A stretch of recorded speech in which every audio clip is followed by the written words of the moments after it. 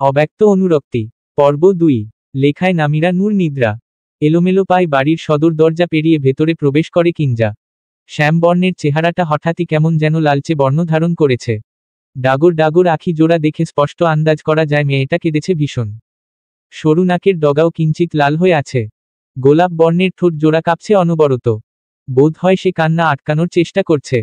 নিজেকে যথাসম্ভব স্থির রাখার চেষ্টা করে সে নিজের ঘরের দিকে অগ্রসর হয়। তখনই পেছনে থেকে ডেকে ওঠে একজন। কিঞ্জা চমকে ওঠে কণ্ঠস্বর শুনে। এই কণ্ঠ যে তার চেনা ভীষণ। পেছনে তাকানোর শক্তিও মিলছে না তার। তার মন যা বলছে তাই যদি হয় তবে এমন মুহূর্ত সে কখনোই চায় না। কিঞ্জা আপনমনে এসব ভাবতে ভাবতেই পুনরায় ডেকে ওঠে সে।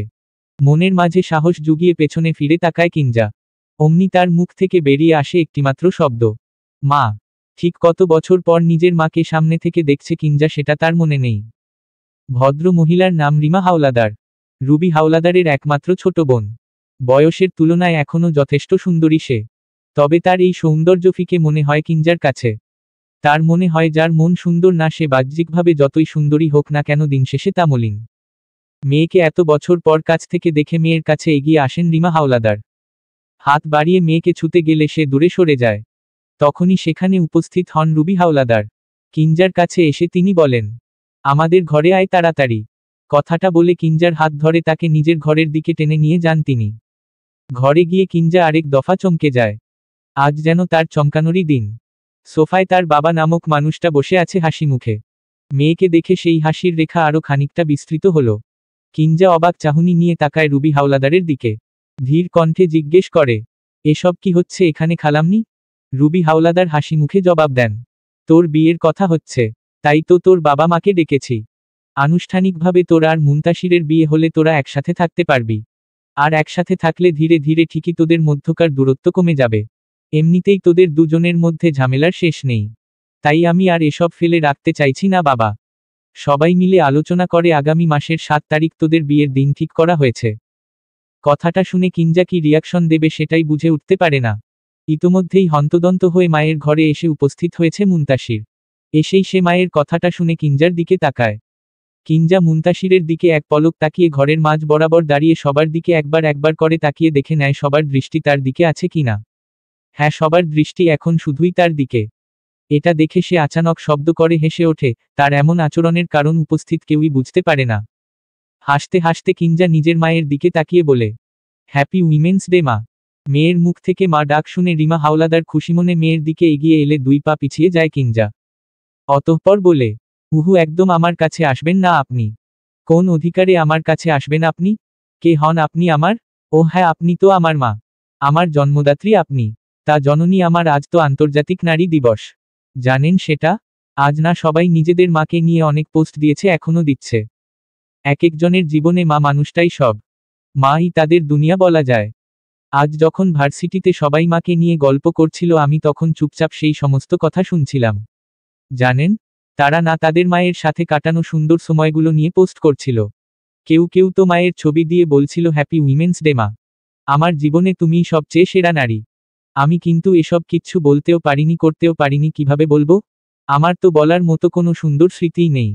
আমার মা তো বেঁচে থেকেও আমার কাছে মৃত। সেই মাকে নিয়ে তো কিছু বলা যায় না। মৃত মা আজ জীবিত হলো কিভাবে বলেন তো? মেয়ের কথা এতকাল পর কিভাবে মনে পড়ল আপনার? আমি মরে যাইনি আপনার কাছে। আমি তো মরে গেছি আপনার কাছে। মরা মেয়েকে আরো একবার মরতে দেখতে এসেছেন। আল্লাহ আপনার এই ইচ্ছা কবুল করুন, আমিন। কথাগুলো বলতে বলতে কিঞ্জার চোখ বেয়ে টুপটাপ ফোটায় অশ্রু গড়িয়ে পড়ে। না, আজ সে শব্দ করে কাঁদছে না। মেয়েটা কিভাবে যেন নিঃশব্দে কাঁদতে শিখে গেছে এই অল্প কদিনের মাঝেই। কাঁদতে কাঁদতেই সে ফিরে তাকায় বাবার দিকে। আরে মিস্টার সাজ্জাদ সাহেব, যে আপনি বেঁচে আছেন? আমি তো ভাবলাম আপনি মরে গেছেন। অবশ্য আমার কাছে তো আপনি মৃত, এটা অস্বীকার করার কোনো জায়গা নেই। এত বছর পর আপনি কেন আমার সামনে এলেন বলেন তো?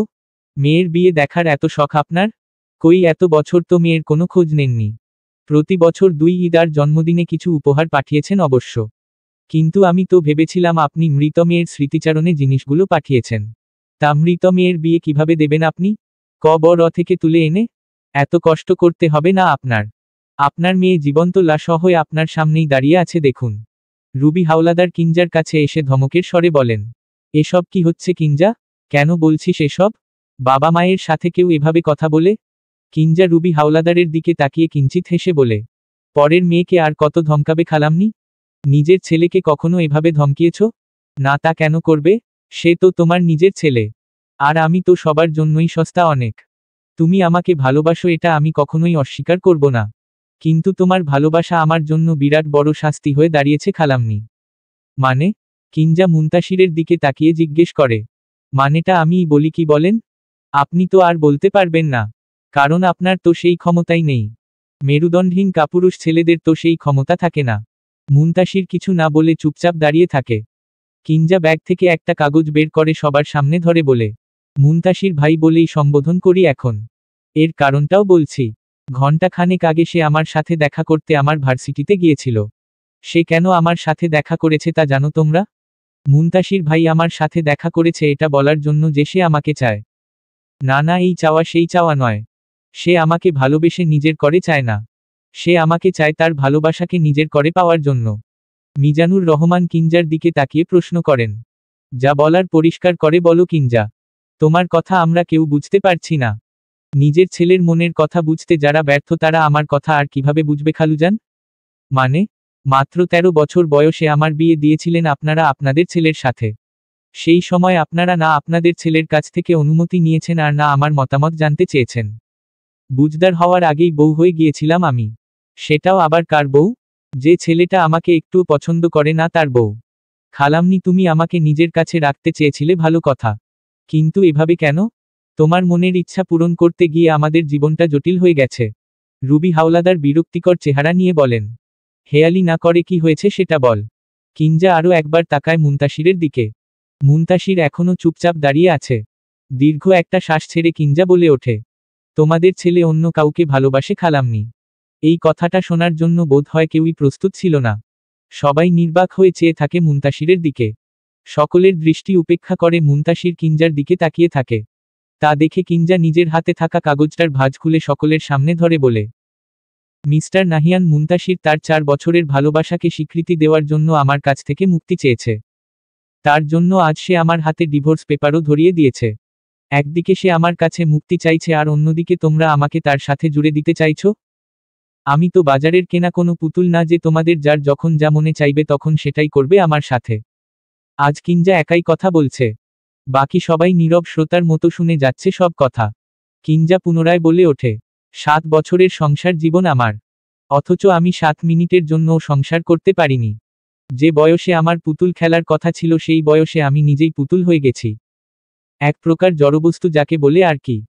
আমি সংসার করিনি স্বামী নামক মানুষটাকে এই 7 বছরে এক মুহূর্তের জন্যও সামনাসামনি দেখিনি। তার সাথে কখনো আমার ভালোমন্দ কথাটুকু হয়নি এক মুহূর্তের জন্য। না তো কখনো এটা অনুভব করেছি যে আমি কারোর বউ। তবুও আমি বিবাহিতা এক নারী। বিয়ে নামক সম্পর্কে জড়িয়ে আমার জীবনটাই ওলটপালট হয়ে গেছে। একটা মিথ্যা সম্পর্ককে এতগুলো বছর আমি একাই বয়ে বেরিয়েছি। মেয়ে বলে বিনা দোষে বহুবার চরিত্র নিয়ে কথাও শুনেছি। আর এদিকে আমার স্বামী নামক মানুষটা দিব্যি প্রেমের সম্পর্কে জড়িয়েছে। 4টা বছর প্রেমিকার সাথে থেকেছেও বিদেশের মাটিতে। আচ্ছা, দিন শেষে আমি আসলে কি পেলাম? না পেলাম বাবা মায়ের ভালোবাসা, না পেলাম স্বামীর ভালোবাসা। আরে ভালোবাসা তো দূর, আমি তো বউ হিসেবেই স্বীকৃতি পাইনি। বউ হিসেবে স্বীকৃতি না পাওয়া মেয়েটা এখন ঠিকই ডিভোর্সির তকমা পাবে। আহারে জীবন। কথাগুলো বলে একদম শান্ত হয়ে যায় কিঞ্জা। এই মুহূর্তে তার প্রধান কাজ হলো ডিভোর্স পেপারে সই করা। কিঞ্জা ব্যাগ থেকে একটা কলম বের করে ডিভোর্স পেপারে সই করতে ধরে থেমে যায়। কোনো এক অজানা কারণে এই কাগজটাতে সই করতে তার খুব কষ্ট হচ্ছে। তবুও নিজের কষ্টকে মনের মাঝে জমিয়ে রেখে সে ডিভোর্স পেপারে সই করে দেয়। একটা সই করার মাধ্যমে মুহূর্তের মাঝেই যেন সে এক বিরাট বোঝা থেকে মুক্তি পেয়ে গেল। ডিভোর্স পেপারে সই করে কাগজটা মুনতাসিরের হাতে দিয়ে কিঞ্জা বলে, আজ থেকে আমরা দুজনেই মুক্ত। আপনার নতুন জীবনের জন্য শুভকামনা রইল। কথাটা বলে কিঞ্জা কিছুক্ষণ তাকিয়ে তাকে মুনতাসিরের দিকে। অতঃপর সে অনুভব করে এই ঘরে থাকতে তার কষ্ট হচ্ছে প্রচুর। দম বন্ধ হয়ে আসছে। তাই সে বেরিয়ে যায় ঘর থেকে। ঘরের ভেতরে থাকা প্রত্যেকে আজ বাকরুদ্ধ হয়ে গেছে। পাশের বাড়ি থেকে ফারহান সহ ওর পরিবারের সবাই বেশ খানিকক্ষণ আগেই এসে দাঁড়িয়েছে এই ঘরটার সামনে। কারোর মুখেই কোনো কথা নেই। যেন কিঞ্জা একাই সবার বাকশক্তি কেড়ে নিয়েছে। কিঞ্জা ওয়াশরুমে গিয়ে চোখে মুখে পানি ছিটিয়ে আয়নার দিকে তাকিয়ে বলে, হ্যাপি উইমেন্স ডে কিঞ্জা। মেয়ে হয়ে জন্মেছ না? এতদিন তো শুধু নিজের সাথে লড়াই করেছ। এবার তোমাকে পুরো পৃথিবীর সাথে লড়তে হবে। একা বাঁচতে হলে যে লড়াই করেই বাঁচতে হয়। আজ থেকে তুমি মুক্ত। আর কেউ তোমাকে বন্দি করে রাখতে পারবে না। এবার উড়ে দেখাও সবাইকে। সবাইকে দেখিয়ে দাও তুমি কারোর সাহায্য ছাড়া, কারোর দয়া ছাড়া, কারোর উপর নির্ভরশীল না হয়ে একা বাঁচতে শিখে গেছো। এই লড়াই তোমার একার। প্রস্তুত হও কিঞ্জা। আজ থেকে তোমার নতুন জীবন শুরু, নতুন লড়াই শুরু, নতুন করে পথ চলা শুরু। এই নারী দিবস হোক তোমার একা বেঁচে থাকার সূচনা। ভোরের আলো ফুটেছে। স্বাভাবিক দিনের চেয়ে আজ চারপাশটা একটু বেশি নীরব, নিস্তব্ধ। গতকালকের ঘটনার পর সারা রাত ঘুম হয়নি কিঞ্জার। তাই তো ভোরবেলা বাগানে চলে এসেছে সে। অনেকক্ষণ যাবৎ বাগানের একপাশে চুপচাপ বসে আছে কিঞ্জা। কাঁদতে কাঁদতে তার অবস্থা এমন হয়েছে যে এখন কান্নাও তাকে প্রশ্ন করে আর কত। তাই তো কিঞ্জা কাঁদতেও পারে না এখন। মনের মাঝে পাহাড় সমান দুঃখ জমিয়ে সে নীরবে সব ব্যথা সয়ে যেতে শিখেছে। বাগানের পূর্ব দিকে কিঞ্জা খুব শখ করে একটা সাদা গোলাপের গাছ লাগিয়েছিল। গাছে আজ 3টে ফুল ফুটেছে। কিঞ্জা সেই গাছের সামনে দাঁড়িয়ে বলে, আমাকে বিদায় জানাবে বলে ফুটেছ তোমরা? জানো তো আমি তোমাদের অনেক মিস করব। আর কখনো হয়তো তোমাদের সাথে আমার দেখা হবে না। আমি চলে গেলে তোমাদের যত্ন কে নেবে তাও জানি না। আচ্ছা, যারা জীবন্ত কাউকেই দেখে না, বোঝে না, জীবন্ত একজনের কষ্ট অবহেলায় ফেলে রাখে বাড়ির এক কোণে, তারা তোমাদের খেয়াল কিভাবে রাখবে বলো? শেষমেশ তোমাদের পরিণতিও বোধ হয় আমার মতোই হবে। অযত্নে অবহেলায় একদিন তোমরাও মরে যাবে। ঠিক যেমন আমার ভেতরটা মরে গেছে। তোমরা মন খারাপ করো না কেমন? পারলে আমায় মাফ করে দিও। অপাত্রে কখনো ভালোবাসা দান করতে নেই। অথচ আমি ভুল জায়গায় তোমাদের থাকার জায়গা গড়েছি। এটাও তো এক প্রকার অপাত্রে ভালোবাসা দান করার মতোই। কথাগুলো বলতে বলতে কিঞ্জা আলতো হাতে গোলাপগুলোকে ছুঁয়ে দেয়। অতঃপর একরাশ মন খারাপ নিয়ে 3টে গোলাপ ছিঁড়ে নেয়। এগুলোকে সে খুব যত্ন করে নিজের কাছ রাখবে। বাগানের মাঝ বরাবর একটা বাগানবিলাসের গাছ। এখানে দাঁড়িয়ে সে অসংখ্য ছবি তুলেছে। বাগানবিলাসের গাছ তার ভীষণ পছন্দের। কিঞ্জা দীর্ঘশ্বাস ছেড়ে গাছটাতে হাত বুলায়। তোমাকেও খুব মিস করব। তোমার সাথে আর আমার ছবি তোলা হবে না। মন খারাপ হলে তোমার কাছে এসে মন ভালো করা হবে না। শত খারাপের মাঝেও তুমিই ছিলে আমার জন্য ভালো কিছু। আজ থেকে হয়তো তুমিও বুঝবে অবহেলা কি। একে একে পুরে বাগানটা ঘুরে দেখে কিঞ্জা। প্রতিটা গাছের সামনে দাঁড়িয়েই 2-4টে কথা বলে। এই বাগান তার আবেগের জায়গা। আজ থেকে আর কখনো এখানে আসা হবে না ভেবে কিঞ্জার ভীষণ মন খারাপ হয়। তবে আজ যে কোনো মন খারাপকেই গুরুত্ব দেওয়া যাবে না। শেষবারের মতো বাগানটার দিকে তাকিয়ে কিঞ্জা বিদায় নেয় সব গাছের থেকে। অতঃপর গুটি গুটি পায়ে নিজের ঘরে চলে যায়। ব্যাগপত্র সব গোছানোই আছে। তেমন কিছুই নেয়নি সে। পড়ার জন্য কয়েকটা জামা, বই, পুস্তক আর নিজের প্রয়োজনীয় কিছু জিনিসই কেবল নিয়েছে সে। বাকি সবকিছু এ বাড়িতেই রয়ে যাবে। ঘরটার দিকে তাকালে কিঞ্জার মায়া হয়। 7টি বছর এই ঘরেই তো থেকেছে সে। কম তো স্মৃতি জমায়নি এই ঘরে। আজ সব স্মৃতি নিজের সাথে করে নিয়ে যাবে কিঞ্জা। ও ঘর তোমাকে খুব মনে পড়বে আমার। জানো, তোমার এই 4 দেয়াল আমার দুঃখ বিলাসের সঙ্গী। কত শত রাত যে এই দেয়ালের গা ঘেঁষে বসে কেঁদেছি আমি, তার হিসেব আমার কাছেও নেই। আজকের পর আর কেউ তোমাদের সাথে বসে দুঃখ বিলাস করবে না। তোমরা মিস করবে না আমায়? আর সবার মতো তোমরাও ভুলে যাবে আমাকে, তাই না? এই অসময়ে কিঞ্জার কাঁদতে ইচ্ছে করছে। কিন্তু এখন কাঁদা যাবে না। যাওয়ার সময় হয়ে এসেছে তো। এখন কাঁদলে লোকে তাকে দুর্বল ভাববে। আর এই পৃথিবীতে সবচেয়ে বেশি ভুগতে হয় দুর্বলদের। তাই কিঞ্জার দুর্বল হওয়া মানা। ব্যাগ হাতে ঘর থেকে বের হয় কিঞ্জা। বের হতেই রুবি হাওলাদারের সামনে পড়ে সে। কিঞ্জার হাতে ব্যাগ দেখে তিনি বলেন, তোর হাতে ব্যাগ কেন? কোথায় যাচ্ছিস তুই? কিঞ্জা স্বাভাবিক কণ্ঠে জবাব দেয়, আজ থেকে তোমরা মুক্ত খালাম্মি। আর কোনো বোঝা তোমাদের বইতে হবে না। মানে? আমি চলে যাচ্ছি খালাম্মি। একেবারে চলে যাচ্ছি তোমাদের ছেড়ে। কিঞ্জার কথা শুনে রুবি হাওলাদার খানিকটা অবাক হলেন। ভাগ্নির গালে রেখে বললেন, আমার উপর তুই রাগ করেছিস মা? তোকে না জানিয়ে তোর বাবা মাকে ডেকেছি বলে এত রাগ? তোর মায়ের সাথে তো প্রায়ই কথা হয় আমার। ভেবেছিলাম মেয়ের বিয়েতে ওর থাকা দরকার, তাই ওকে আসতে বলেছিলাম। আর তোর বাবাকেও সে জন্যই ডেকেছিলাম। কিন্তু কাল যা হলো তার জন্য আমরা কেউই প্রস্তুত ছিলাম না। মুনতাসির যা করেছে সেটাও ঠিক হয়নি। আমি ওকে সাপোর্ট করছি না। কিন্তু আমার কথাটা একবার শোন তুই। কোথাও যাস না তুই। আমি তোকে কথা দিচ্ছি মুনতাসিরের বিয়ে তোর সাথেই হবে। আর ও তোর সাথে যা করেছে তার জন্য ওকে শাস্তিও পেতে হবে। রুবি হাওলাদারের কথায় কিঞ্জা খানিক হেসে বলে, এখনো এই আশায় আছো তুমি খালাম্মি? তোমার ছেলের সাথে আমার সম্পর্ক তৈরি হওয়া আর কখনোই সম্ভব নয়। বাস্তবতাকে মেনে নাও। মুনতাসির ভাই যাকে ভালোবাসে তোমরা বরং তার সাথেই মুনতাসির ভাইয়ের বিয়ের আয়োজন করো। জোর করে সম্পর্ক হয় না খালাম্মি। আর যদিও বা সম্পর্ক হয়ে যায় সেই সম্পর্কে কখনো ভালোবাসা থাকে না। ভালোবাসাহীন একটা সম্পর্ক মৃত মানুষের ন্যায়, যা থেকেও থাকে না। তার থেকে ভালো আলাদা থেকে নিজেদের জীবন গুছিয়ে নেওয়া। পাশের ঘর থেকে মুনতাসির কিঞ্জার কথাগুলো শুনতে পায়। সে বাইরে বের হতে চেয়েও বের হয় না। কেন যেন কিঞ্জার সামনে দাঁড়ানোর সাহস সে পাচ্ছে না। কিঞ্জা রুবি হাওলাদারের হাত ধরে বলে, আমি তোমার আর খালুজানের ঋণ কখনো শোধ করতে পারবো না। 7টা বছর তোমরা আমাকে আশ্রয় দিয়েছ, আমাকে ভালোবেসে বড় করেছ। তোমরা না থাকলে আমার জীবনটা হয়তো আরো অনেকটা জটিল হয়ে যেত। তোমাদেরকে ধন্যবাদ আমাকে আশ্রয় দেওয়ার জন্য। আর আমি যদি তোমাদের কষ্ট দিয়ে থাকি তাহলে আমাকে মাফ করে দিও তোমরা।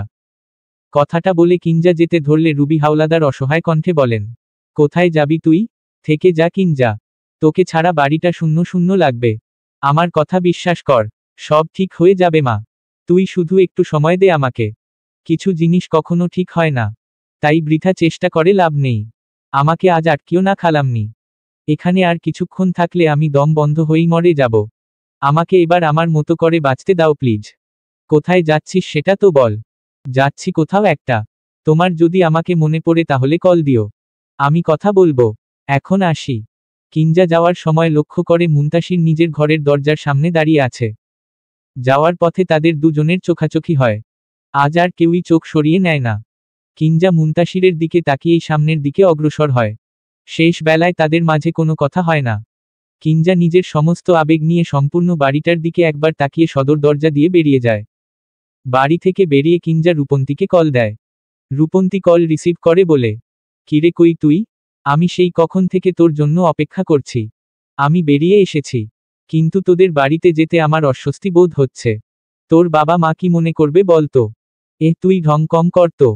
আমি মাকে রাতেই জানিয়ে দিয়েছি তোর আসার কথা। মা খুশিই হয়েছে এটা শুনে। আর বাবাও কিছু বলবে না। তুই এত চিন্তা না করে চলে আয় তো। আর শোন, আমার সাথে এত ফর্মালিটি করার কোনো দরকার নেই। সারা জীবন তো আর এখানে থাকবি না তুই। একটা কাজ পেয়ে গেলেই তো চলে যাবি। বেস্ট ফ্রেন্ড হওয়ার সামান্য দায়িত্বটুকু অন্তত পালন করতে দে আমায়। আচ্ছা আসছি আমি। কথাটা বলে কল কেটে দেয় কিঞ্জা। আপাতত কিছু দিনের জন্য রূপন্তীর বাড়িতেই থাকতে হবে তাকে। সে যদিও যেতে চায়নি, কিন্তু রূপন্তীর জেদের কাছে তাকে হার মানতেই হয়েছে শেষমেশ। ছাদের রেলিং ঘেঁষে দাঁড়িয়ে আছে কিঞ্জা। রাতের অন্ধকারে কেবল ঝিঝি পোকার ডাক শোনা যাচ্ছে। আর কোনো কোলাহলের আওয়াজ নেই। চারপাশটা বেশ নীরবই বলা যায়। একাকী দাঁড়িয়ে থাকতে কিঞ্জার মন্দ লাগছে না। আকাশে আজ পূর্ণ চাঁদের দেখা মিলেছে। পূর্ণিমার আলোয় চারপাশটা বেশ ঝলমল করছে। কিঞ্জা আকাশ পানে চেয়ে নিজের জীবনের সমীকরণ মেলানোর চেষ্টা করছে। এমন সময় রূপন্তী দুহাতে 2 মগ কফি এনে 1 মগ কফি কিঞ্জার সামনে ধরে বলে, নে খা। কিঞ্জা কফির মগটা হাতে নিয়ে পুনরায় রেলিংয়ের গা ঘেঁষে দাঁড়ায়। অতঃপর রূপন্তীকে জিজ্ঞেস করে, আচ্ছা রূপ, তুই কখনো তোর ভবিষ্যৎ নিয়ে ভেবেছিস? রূপন্তী কফির মগে চুমুক দিয়ে বলে, কি ভাববো? এই যেমন ধর ভালোবাসা। ভালোবাসা মানে? দেখ, কলেজ জীবনে তোর সাথে একটা বাজে ঘটনা ঘটেছে সেটা তো আমরা জানি। কিন্তু ওই একটা ঘটনার জন্য তোর জীবন তো থেমে থাকতে পারে না, তাই না? একটা ভুল মানুষের জন্য ভালোবাসার উপর থেকে বিশ্বাস উঠে যাওয়া বোকামি নয় কি? মুহূর্তের মাঝেই যেন হাসি খুশি মেয়েটার মুখ শুকিয়ে যায়। চোখে মুখে নেমে আসে বিষাদের ছায়া। রূপন্তী দীর্ঘশ্বাস ছেড়ে বলে, ঠকে যাওয়ার যন্ত্রণা কেমন হয় সেটা তুইও জানিস আর আমিও জানি। একটা মানুষ আমার চোখে চোখ রেখে দিনের পর দিন বলেছে সে আমাকে ভালোবাসে। অথচ সে আমাকে কখনোই ভালোবাসেনি। কতটা নির্দ্বিধায় সে আমায় মিথ্যা বলেছে। সে যখন আমার হাতের উপর হাত রাখত তখন আমি ভাবতাম এই স্পর্শে হয়তো ভালোবাসা আছে। কিন্তু আমি ভুল ছিলাম। ওর স্পর্শে ভালোবাসা ছিল না। ছিল শুধু আমাকে পাওয়ার নেশা। আমার শরীর ভোগ করার নেশা। সেদিন যদি তুই আমাকে না বাঁচাতি তাহলে আজ হয়তো আমি বেঁচেই থাকতাম না। অর্ষিতার খাতায় নাম উঠত আমারও। কথাগুলো বলতে গিয়ে গলা কাঁপে রূপন্তীর। তার চোখ বেয়ে অশ্রু গড়িয়ে পড়ছে। কিঞ্জা রূপন্তীর কাঁধে হাত রেখে তাকে শান্ত করার জন্য বলে, শান্ত হ রূপ। কেন এভাবে কাঁদছিস তুই? তুই তো কোনো অন্যায় করিসনি। তুই কেবল ভালোবেসেছিলি। হ্যাঁ, ভালোবাসার মানুষটাকে নির্বাচন করতে তুই ভুল করেছিস। তার জন্য কম শাস্তি পাসনি তুই। এখনো কষ্ট পেয়েই যাচ্ছিস। তবে এভাবে আর কত? এবার তোর নতুন করে সবটা ভাবা উচিত। কিভাবে ভাববো আমি?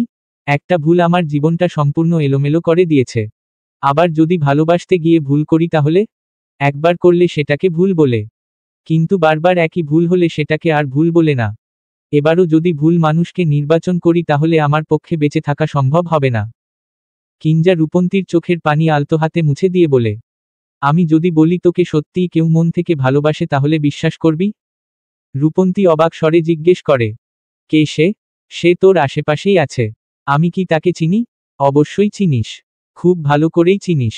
সে কি আমার অতীত সম্পর্কে জানে? জানে। আর তার তোর অতীত নিয়ে কোনো সমস্যা নেই, বরং সে চায় তোকে তোর অতীত থেকে বের করে এনে নতুন একটা জীবন দিতে, ভালোবাসাময় জীবন। রূপন্তী অবাক হয়ে জিজ্ঞেস করে, কে সে ভাই? আর তুই এসব কিভাবে জানলি? কিঞ্জা আরও কিছু বলতে যাবে তার আগেই তার মোবাইলের রিংটোন বেজে ওঠে। স্ক্রিনে তাকিয়ে কিঞ্জা দেখে ফারহান কল দিয়েছে।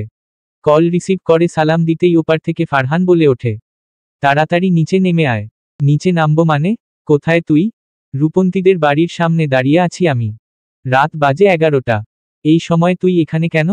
আগে নিচে নাম, তারপর বলছি কারণ। আচ্ছা তুই থাক, আমরা আসছি। কথা বলা শেষে কল কেটে দেয় কিঞ্জা। তারপর রূপন্তীর দিকে তাকিয়ে বলে, ফারহান তোদের বাড়ির সামনে দাঁড়িয়ে আছে। কি যেন বলবে? নিচে চল তো। আচ্ছা চল। দুজন মিলে নিচে নেমে এসে বাড়ির সদর দরজা খুলতেই ফারহানকে দেখতে পেয়ে কিঞ্জা বলে, এখানে এসেছিস কেন তুই? কেন? এখানে আসা কি বারণ আমার? সেটা কখন বললাম আমি? তোর সাথে আমার কথা আছে এজন্য এসেছি। সারাদিন তো আমি বাড়িতে ছিলাম না। বাড়ি ফিরে শুনলাম তুই বেরিয়ে গেছিস। তখনই বুঝেছি এখানেই এসেছিস তুই। তাই তোর সাথে দেখা করতে এসেছি। সেসব তো বুঝলাম, কিন্তু তোকে এমন লাগছে কেন? মনে হচ্ছে কিছু নিয়ে চিন্তায় আছিস। ফারহান একরাশ মন খারাপ নিয়ে কিঞ্জাকে জিজ্ঞেস করে, এসব আমার জন্য হয়েছে তাই না? সেদিন যদি আমি তোকে আমার ভালোবাসার কথা না বলতাম তাহলে হয়তো এসব কিছুই হতো না। কিঞ্জা হালকা হেসে বলে, পাগল তুই? তোর জন্য কেন এসব হবে? এসব তো আগে থেকেই হওয়ার কথা ছিল। আমি জানতাম মুনতাসির ভাইয়ের সাথে আমার বিয়েটা টিকবে না। তবে সে যে অন্য কারোর সাথে সম্পর্কে আছে সেটা জানা ছিল না আমার। তবে যা হয় ভালোর জন্যই হয়। এতদিন তো আমি আটকে ছিলাম একটা মিথ্যা সম্পর্কের মাঝে। এখন আমি মুক্ত। জীবনটাকে এবার আমি আমার মতো করে গোছাতে পারবো। একা পথ চলতেই হতো আমার। সেটা আজ হোক বা কাল। সেই পথ চলা এখন থেকে শুরু হলে ক্ষতি নেই তো তাতে। তোর জন্য কিছুই হয়নি। অহেতুক এসব ভেবে নিজের উপর জুলুম করা বন্ধ কর ভাই। ফারহান পকেট থেকে কিছু চকলেট বের করে কিঞ্জার হাতে দিয়ে বলে, এগুলো তোর আর রূপন্তীর জন্য এনেছি। আগামীকাল আমি খুলনায় চলে যাব। আবার কবে আমাদের দেখা হবে জানি না। নিজের খেয়াল রাখিস। আর পারলে আমায় মাফ করে দিস। আমি জানি কোথাও না কোথাও আমারও দোষ আছে এখানে। পাশে তাকিয়ে রূপন্তীকে চুপচাপ দাঁড়িয়ে থাকতে দেখে ফারহান বলে, তোমার বান্ধবীর খেয়াল রেখ। আর পারলে নিজেরও খেয়াল রেখ একটু। চোখ দেখে মনে হচ্ছে কেঁদেছ। বিনা কারণে নিজেকে কষ্ট দেওয়া কিন্তু বোকামি। রূপন্তী ফারহানের দিকে দৃষ্টি স্থাপন করে বলে, আমি আজীবনই বোকা। ফারহান রূপন্তীর দিকে কিছুক্ষণ তাকিয়ে থেকে বলে, ভালো থেকো। আসি। পাশ থেকে কিঞ্জা বলে ওঠে, সাবধানে যাস। আর খুলনায় গিয়ে আমাকে আবার ভুলে যাস না। কল দিস কেমন? ঠিক আছে। বিদায় জানিয়ে ফারহান চলে যায়। কিঞ্জা রূপন্তীর হাতে সবগুলো চকলেট দিয়ে বলে, এখানে তো সব তোর পছন্দের চকলেট। এসব তুই নে। এমনিতেও আমার চকলেট খাওয়ার ইচ্ছা নেই এখন। তোর জন্য চকলেট নিয়ে এলো। আর তোর পছন্দের একটাও চকলেট নেই এখানে? আছে তো একটা। এই যে ডার্ক চকলেট। এটা আমি নিলাম।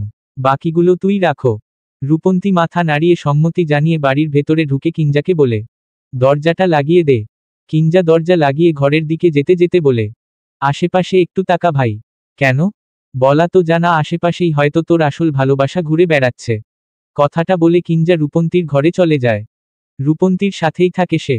কয়েকদিন যাবৎ বেচারি কিঞ্জার একদম ঘুম হয়নি। তাই আজ একটু তাড়াতাড়ি শুয়ে পড়েছে সে।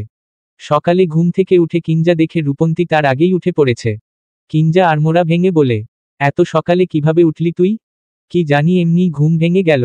ভার্সিটিতে যাবি না? হ্যাঁ যাব তো। আজকে মা আর বাবা একসাথে আমার ছোট ফুপ্পির বাসায় গিয়েছে। আমাদের জন্য মা খাবার তৈরি করে রেখে গেছে। চল খেয়ে নিই আগে। তারপর ভার্সিটিতে যাব। আচ্ছা। ফ্রেশ হয়ে খাওয়া দাওয়ার পর্ব সেরে দুজন তৈরি হয়ে ভার্সিটির উদ্দেশ্যে রওনা দেয়।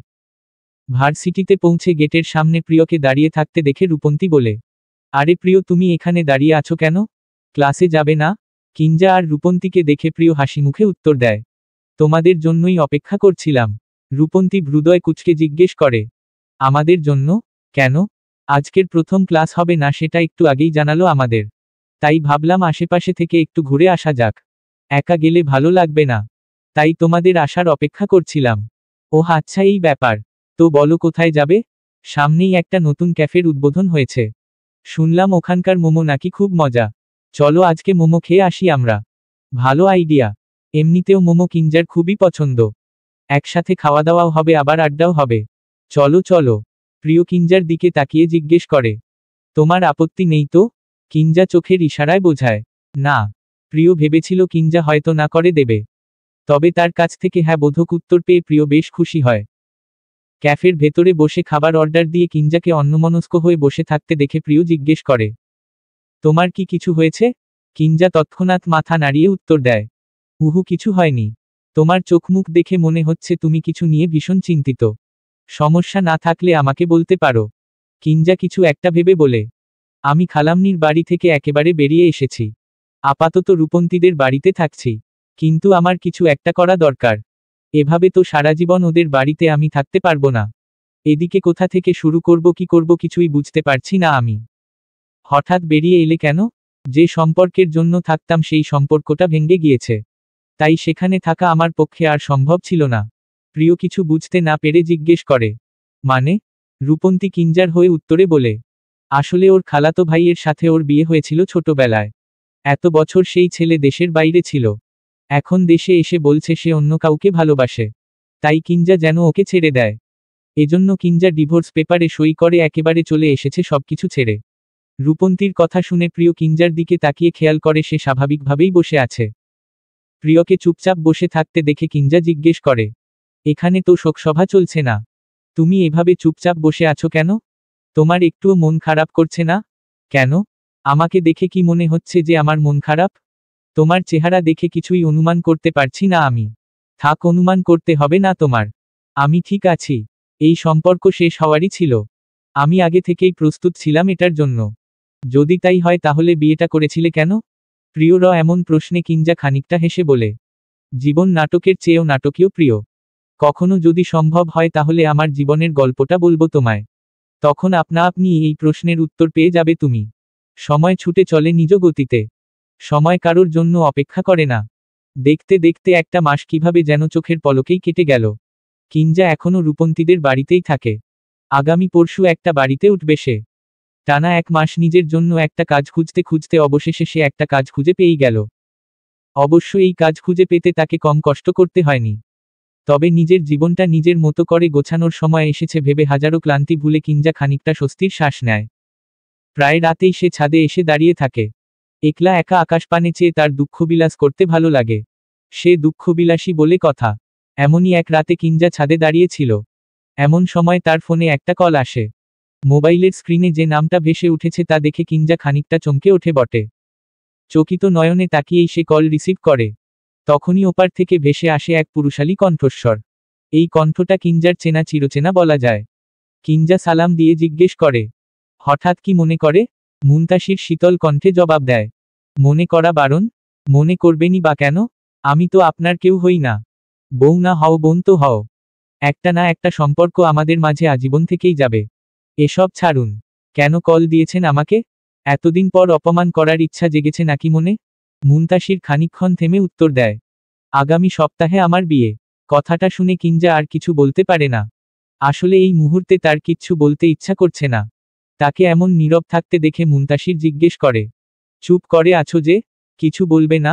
কিঞ্জা দীর্ঘশ্বাস ছেড়ে উত্তর দেয়, অনেক অনেক শুভেচ্ছা আর শুভকামনা রইল আপনার নতুন জীবনের জন্য। তুমি আসবে না? আমি কেন যাব? তুমি না এলে মা খুব মন খারাপ করবে। সন্ধ্যা থেকেই তোমার কথা বলছিল মা। তবে লজ্জায় তোমাকে কল দিতে পারছিল না। তাই ভাবলাম আমিই জানিয়ে দিই তোমাকে। জানানোর দায়িত্ব আপনার ছিল। আপনি আপনার দায়িত্ব পালন করেছেন। এবার আমি যাব কি যাব না এটা আমার বিষয়। তার মানে কি ধরে নিব তুমি আসবে না? নিশ্চয়তা দিতে পারছি না। যদি ইচ্ছা হয় তবে এসো। তুমি এলে আমাদের সবার ভালো লাগবে। হাজার হোক তুমি তো আমাদের পরিবারেরই একটা অংশ। যদি এটা সত্যিই মন থেকে মানতেন তাহলে কত ভালোই না হতো। মুনতাসিরকে নীরব থাকতে দেখে কিঞ্জা বলে ওঠে, ভালো থাকুন এই দোয়া করি। দায়িত্ব নিয়ে আমাকে আপনার বিয়ের খবর জানানোর জন্য ধন্যবাদ। রাখছি এখন। ওপাশ থেকে বোধ হয় মুনতাসির কিছু বলে তবে তা না শুনেই কিঞ্জা কল কেটে দেয়। ফোনটা পাশে রেখে কিঞ্জা নিজের বুকে হাত রেখে চোখ দুটো বন্ধ করে নেয়। অতঃপর জোরে জোরে কয়েকবার শ্বাস নিয়ে বলে, আজ কি হলো আমার? মনটা এমন অশান্ত লাগছে কেন? আমি তো সবকিছু আগে থেকেই জানতাম। তবুও কেন এমন হচ্ছে? যেন মনে হচ্ছে আমার খুব প্রিয় কাউকে হারিয়ে ফেলার সংবাদ এলো আমার কাছে। কিন্তু এমনটা তো হওয়ার কথা নয়। কিঞ্জার জীবনে তো মুনতাসির নামক মানুষটার কোনো অস্তিত্ব নেই। আপনমনে কথাগুলো বলতে বলতে কিঞ্জার হঠাৎ মনে পড়ে একদিন প্রিয় তাকে বলেছিল কাছের মানুষের সামান্য দূরত্বও আমাদের অনেক কষ্ট দেয়। সেখানে হারিয়ে ফেলার যন্ত্রণা তো মুখে বলার প্রয়োজনই হয় না। তার চোখ দেখেই বোঝা যায় সে তার খুব প্রিয় কিছু হারিয়ে সর্বশান্ত হতে চলেছে। এই অনুভূতি ভীষণ জটিল। হৃৎস্পন্দনের গতি যখন অস্বাভাবিক হারে বেড়ে যায় তখন আমরা অনুভব করতে পারি প্রিয়জন হারানোর যন্ত্রণা কতটা ভয়াবহ। আচ্ছা, তবে কি কিঞ্জা মুনতাসিরকে ভালোবেসে ফেলেছে? এটা তো হতে পারে না। সম্পূর্ণ বিপরীত ধর্মী মানুষটার প্রেমে কিঞ্জা কোনোভাবেই পড়তে পারে না। এটা যে অসম্ভব। এমনই অসংখ্য কথা ভাবতে ভাবতে কিঞ্জা ছাদ থেকে নিচে নেমে আসে। নিচে নেমে ঘরে গিয়ে বিছানার কাছে যাওয়ার সময় সে টেবিলের সাথে হোঁচট খায়। তাকে এমন অন্যমনস্ক হয়ে হাঁটতে দেখে রূপন্তী জিজ্ঞেস করে, কিরে, কি হয়েছে তোর? তোকে এমন অন্যমনস্ক লাগছে কেন? কিঞ্জা কৃত্রিম হেসে মাথা নাড়িয়ে বলে, কিছু হয়নি। ঘড়ির কাঁটা জানান দিচ্ছে এখন রাত 10টা বাজে কেবল। এত তাড়াতাড়ি কিঞ্জাকে বিছানায় শুয়ে পড়তে দেখে রূপন্তী কিঞ্জার কাছে এগিয়ে এসে বলে, তোর কি শরীর খারাপ? না রে, এমনিই ভালো লাগছে না। মাথা ব্যথা করছে। ওষুধ খাবি? ঘুমালেই ঠিক হয়ে যাবে। প্রিয় তোকে বেশ কয়েকবার কল দিয়েছে। তুই নাকি রিসিভ করিসনি। ফোন কোথায় তোর? আমার কাছেই আছে। কিন্তু ফোন সাইলেন্ট করে রাখা। প্রিয় কেন কল দিয়েছিল? আগামীকাল তোর ভার্সিটিতে যাওয়া লাগবে না। কাল তো তোর কাজের জায়গায়ও যেতে হবে, আর যেখানে তুই থাকবি সেখানেও যেতে হবে। সাথে কিছু কেনাকাটাও তো করতে হবে। আমি কাল তোর সাথে থাকতে পারবো না। তবে প্রিয় তোর সাথে থাকবে। তুই ওর সাথে কাজগুলো করে নিস। ঠিক আছে, এখন একটু আমি ঘুমাই। আচ্ছা, ঘুমা তুই। আমি ঘরের আলো বন্ধ করে দিচ্ছি। কিঞ্জা নিশ্চিন্তমনে চোখ দুটো বন্ধ করে নেয়। আপাতত সে কিছু নিয়ে ভাবতে চায় না। তার এখন ঘুম প্রয়োজন। একদম গভীর ঘুম যাকে বলে। কিঞ্জা কিঞ্জা কারোর ডাকে ঘুম ভাঙে কিঞ্জার। অন্ধকার ঘরে নিজের সামনে একটা অবয়ব দেখে কিঞ্জা ঘুম ঘুম চোখে জিজ্ঞেস করে, কে আপনি? অবয়বটা উত্তর দেয়, আমাকে চিনতে পারছো না তুমি? আমি তো তোমার কল্পনায় আঁকা সেই পুরুষ যাকে তুমি চাও। আমি আপনাকে দেখতে পারছি না কেন? কে আপনি? কিঞ্জার প্রশ্নে অবয়বটা হালকা হেসে বলে, ভালো করে তাকিয়ে দেখ, তুমি যাকে ভালোবাসো আমি সে। কিঞ্জা এবার ভালোভাবে চোখ মেলে তাকায়। তারপর নিজের ফোনের ফ্ল্যাশ অন করে অবয়বের দিকে ধরতেই তৎক্ষণাৎ কিঞ্জার চোখের সামনে মুনতাসিরের চেহারা ভেসে ওঠে। মুনতাসিরকে নিজের এত কাছে দেখে কিঞ্জার শ্বাস নেওয়ার গতি বেড়ে যায়। সে কম্পিত স্বরে বলে, আপনি মিথ্যা বলছেন। আপনি আমার ভালোবাসার মানুষ নন। মিথ্যা তো তুমি বলছো। ভালো করে ভেবে দেখ, তোমার সমস্ত কল্পনা জুড়ে শুধুই আমার বসবাস। তুমি আমাকেই ভালোবাসো। নিজেকে মিথ্যা বোঝালেই তো সত্যিটা মিথ্যা হয়ে যাবে না কিঞ্জা? না না না, মিথ্যা বলছেন আপনি। আমি আপনাকে ভালোবাসি না। আমি তো আপনাকে ঘৃণা করি। ঘৃণা করি আমি আপনাকে। কথাগুলো বলতে বলতে আচানক ঘুম ভেঙে যায় কিঞ্জার। এখনো তার শ্বাস নেওয়ার গতি প্রবলভাবে বেড়েই যাচ্ছে। সে নিজের বুকের মাঝে হাত রেখে নিজেকে শান্ত করার চেষ্টা করতে করতে ভাবে, যা আমি চাই না তাই কেন ঘটে আমার জীবনে? যাকে আমার ঘৃণা করার কথা সে কেন আমার স্বপ্নে এসে আমায় বলছে আমি তাকে ভালোবাসি? এমন তো হওয়ার কথা ছিল না। যে ভুল আমার মা করেছে, তবে কি সেই একই ভুল আমিও করে ফেললাম? বেশ সকাল সকাল কেনাকাটা করতে বের হয়েছে কিঞ্জা। আজ তার সাথে আছে প্রিয়। নতুন জায়গায় উঠতে গেলে কত শত জিনিসের প্রয়োজন হয় সেটা ভেবেই মাথা ঘুরে উঠেছে কিঞ্জার। প্রায় 1 মাস একজনকে পোড়ানোর পর 6,000 টাকা পেয়েছে সে। প্রথম মাসের বেতন দিয়েই সে কেনাকাটা করতে বেরিয়েছে। কিন্তু একটু একটু করে অনেক কিছুই কিনে ফেলেছে সে। অতঃপর তার কাছে এখন অবশিষ্ট আছে মাত্র 900 টাকা। মাত্র এই কটা টাকা দেখে কিঞ্জা মন খারাপ করে বলে, এই টাকা দিয়ে বাকি দিনগুলো কিভাবে চলবো আমি? প্রিয় কিঞ্জাকে আশ্বাস দিয়ে বলে, আল্লাহর উপর ভরসা রাখো কিঞ্জা। এটা তো কেবল শুরু। তোমাকে একা বাঁচতে হলে আরও অনেকটা লড়াই করতে হবে। আর এই সময়ে একজন বন্ধু হিসেবে আমাকে সব সময় তুমি তোমার নিজের পাশে পাবে। এভাবে চলবে না প্রিয়। আমাকে আরও কিছু করতে হবে। আরও একজনকে পড়াচ্ছ তো। সামনের মাসের 10 তারিখের মাঝে ওখান থেকে আরও 4,000 টাকার মতো পাবে। সেটা তো ভাড়া দিতেই চলে যাবে। ওটা নিয়ে তোমাকে ভাবতে হবে না। প্রয়োজনে 2 মাস পরে ভাড়ার টাকা দিও। কিঞ্জা প্রিয় চোখে চোখ রেখে বলে, না প্রিয়, আমি তোমার অনুরোধে তোমাদের বাড়িতে তো উঠেছি, তবে সেটা ভাড়াটিয়া হিসেবে। আমি তোমার কাছ থেকে অনেক সাহায্য পেয়েছি, এখনো তুমি আমাকে সাহায্য করেই যাচ্ছ। তোমার এই ঋণ আমি হয়তো কখনোই শোধ করতে পারবো না। আমাকে আর ঋণী করে দিও না প্লিজ। আমি বাসা ভাড়া ঠিক সময় মতোই দিয়ে দিব ইনশাআল্লাহ। চিলেকোঠার এক ছোট্ট ঘরে তোমায় ঠাঁই দিয়েছি, এটার জন্য তুমি আমার কাছে ঋণী হয়ে গেলে? বন্ধু হিসেবে তোমাকে এটুকু সাহায্য তো আমি করতেই পারি, তাই না? আমি কি তোমার সাহায্য গ্রহণ করিনি? করেছ তো, তার জন্য তোমাকে ধন্যবাদ। মা তো বাড়িতে একাই থাকে, অনেক দিন ধরেই বলছিল চিলেকোঠার ঘরটা ভাড়া দেবে, কিন্তু মনের মতো কাউকে পাচ্ছিল না। অবশেষে তোমাকে দেখে মায়ের মনে হলো এই মেয়ে নিশ্চয় কারোর ক্ষতি করবে না, তাই তোমাকেই ভাড়া দিল। আর জানো, আমার মা জানে একা বেঁচে থাকার কষ্ট কতটা। একটা সময় মা নিজেও এর মাঝে দিয়ে গেছে, তাই তোমার কষ্ট একটু হলেও আমি আর মা অনুভব করতে পারি। তোমাকে যদি একটু সাহায্যও করতে পারি তবে সেটাই হবে আমার জন্য অনেক বড় পাওয়া। প্রিয়র কথা শুনে কিঞ্জা কৃতজ্ঞতার দৃষ্টিতে তাকায় তার দিকে। সত্যি বলতে ছেলেটা তার অনেক উপকার করেছে, হয়তো কোথাও না কোথাও তাদের পরিবারের গল্পটা খানিক মিলে যায়। তাই তো কিঞ্জার প্রতি প্রিয় একটু বেশিই যত্নশীল। প্রিয় নিজেও তো জানে ভাঙা পরিবারের সন্তানকে কতটা কষ্ট করে বড় হতে হয়। বাজারের ব্যাগ হাতে হাঁটতে হাঁটতে প্রিয় কিঞ্জাকে জিজ্ঞেস করে, চা খাবে?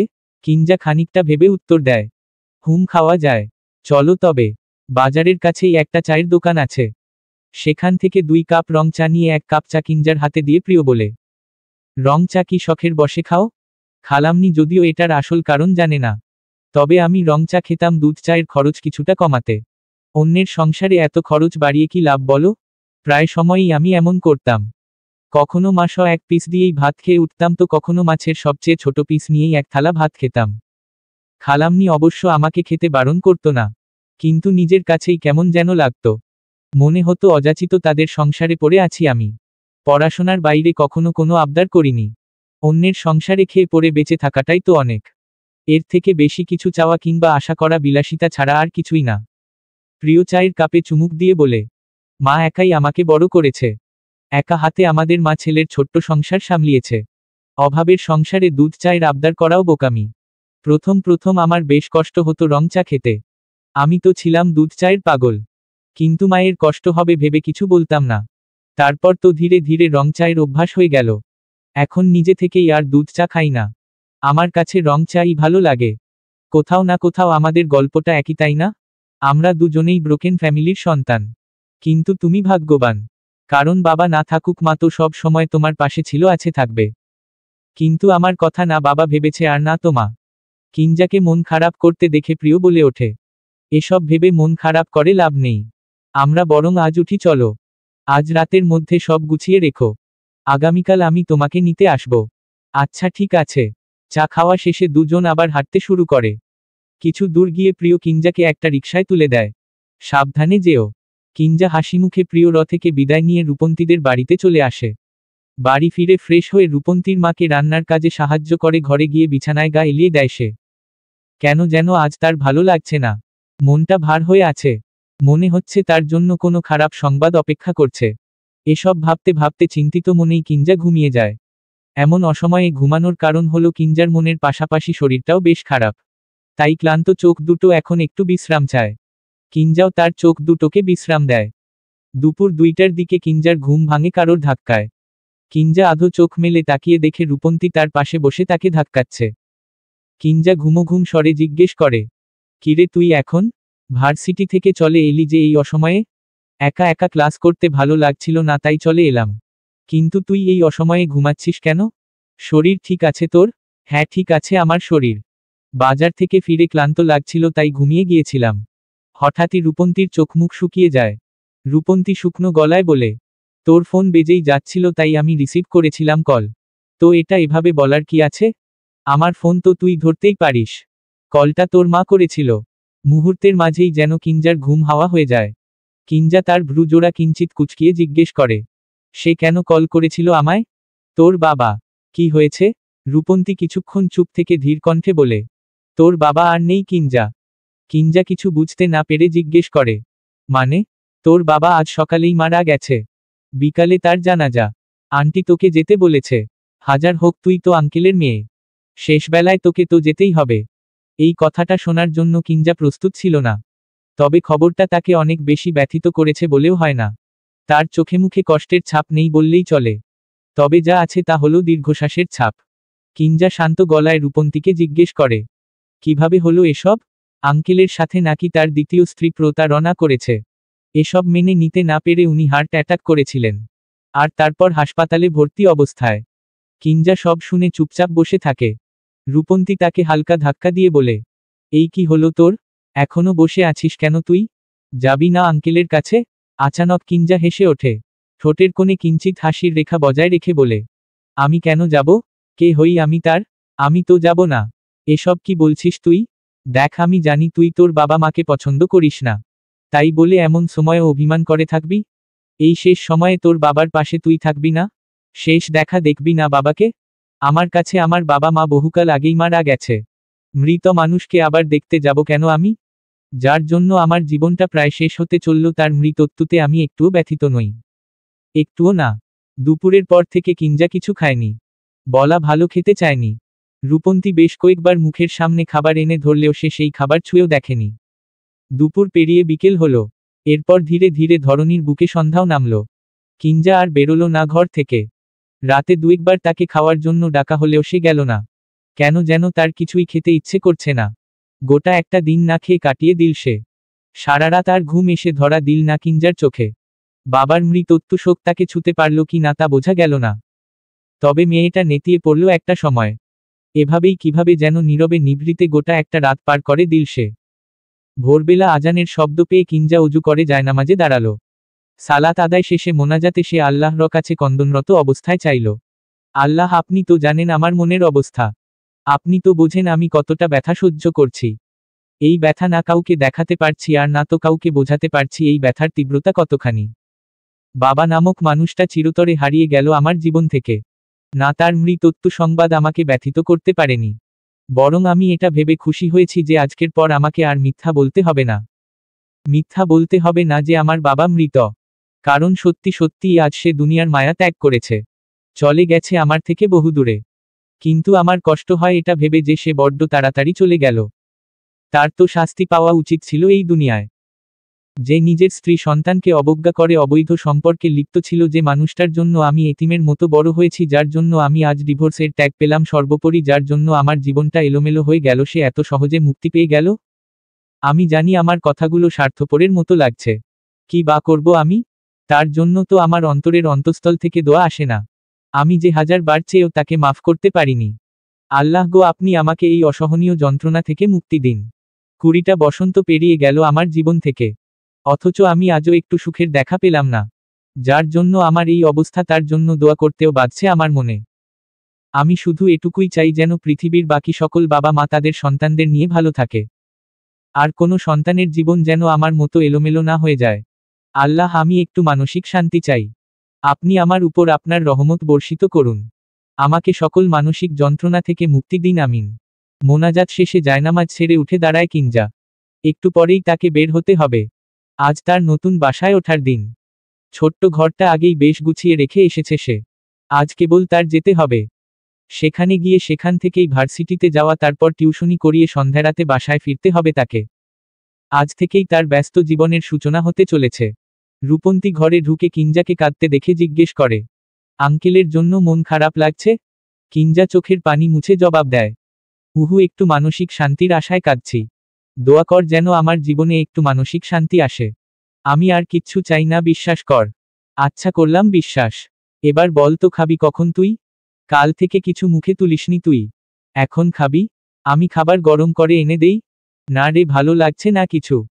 কথাটা বলতে বলতে মাথা ঘুরে ওঠে কিঞ্জার। রূপন্তী তড়িঘড়ি করে তাকে ধরে বিছানায় বসিয়ে দিয়ে বলে, ভালো লাগুক বা না লাগুক তোকে এখন খেতেই হবে। শরীরটা কত দুর্বল হয়ে পড়েছে দেখেছিস? আমি খাবার নিয়ে আসছি, চুপচাপ খেয়ে নিবি। আমি তোর আর একটা কথাও শুনবো না বলে দিলাম। কিঞ্জা বুঝে যায় রূপন্তী সত্যিই আর তার বারণ শুনবে না। তাই তর্ক না বাড়িয়ে কিঞ্জা বসে থাকে। মিনিট 5-এর মধ্যে রূপন্তী 2টো রুটি ভেজে আনে। সাথে গতকালের রান্না করা আলুর তরকারি গরম করে এনেছে। খাবার এনে নিজেই কিঞ্জাকে খাইয়ে দেয় সে।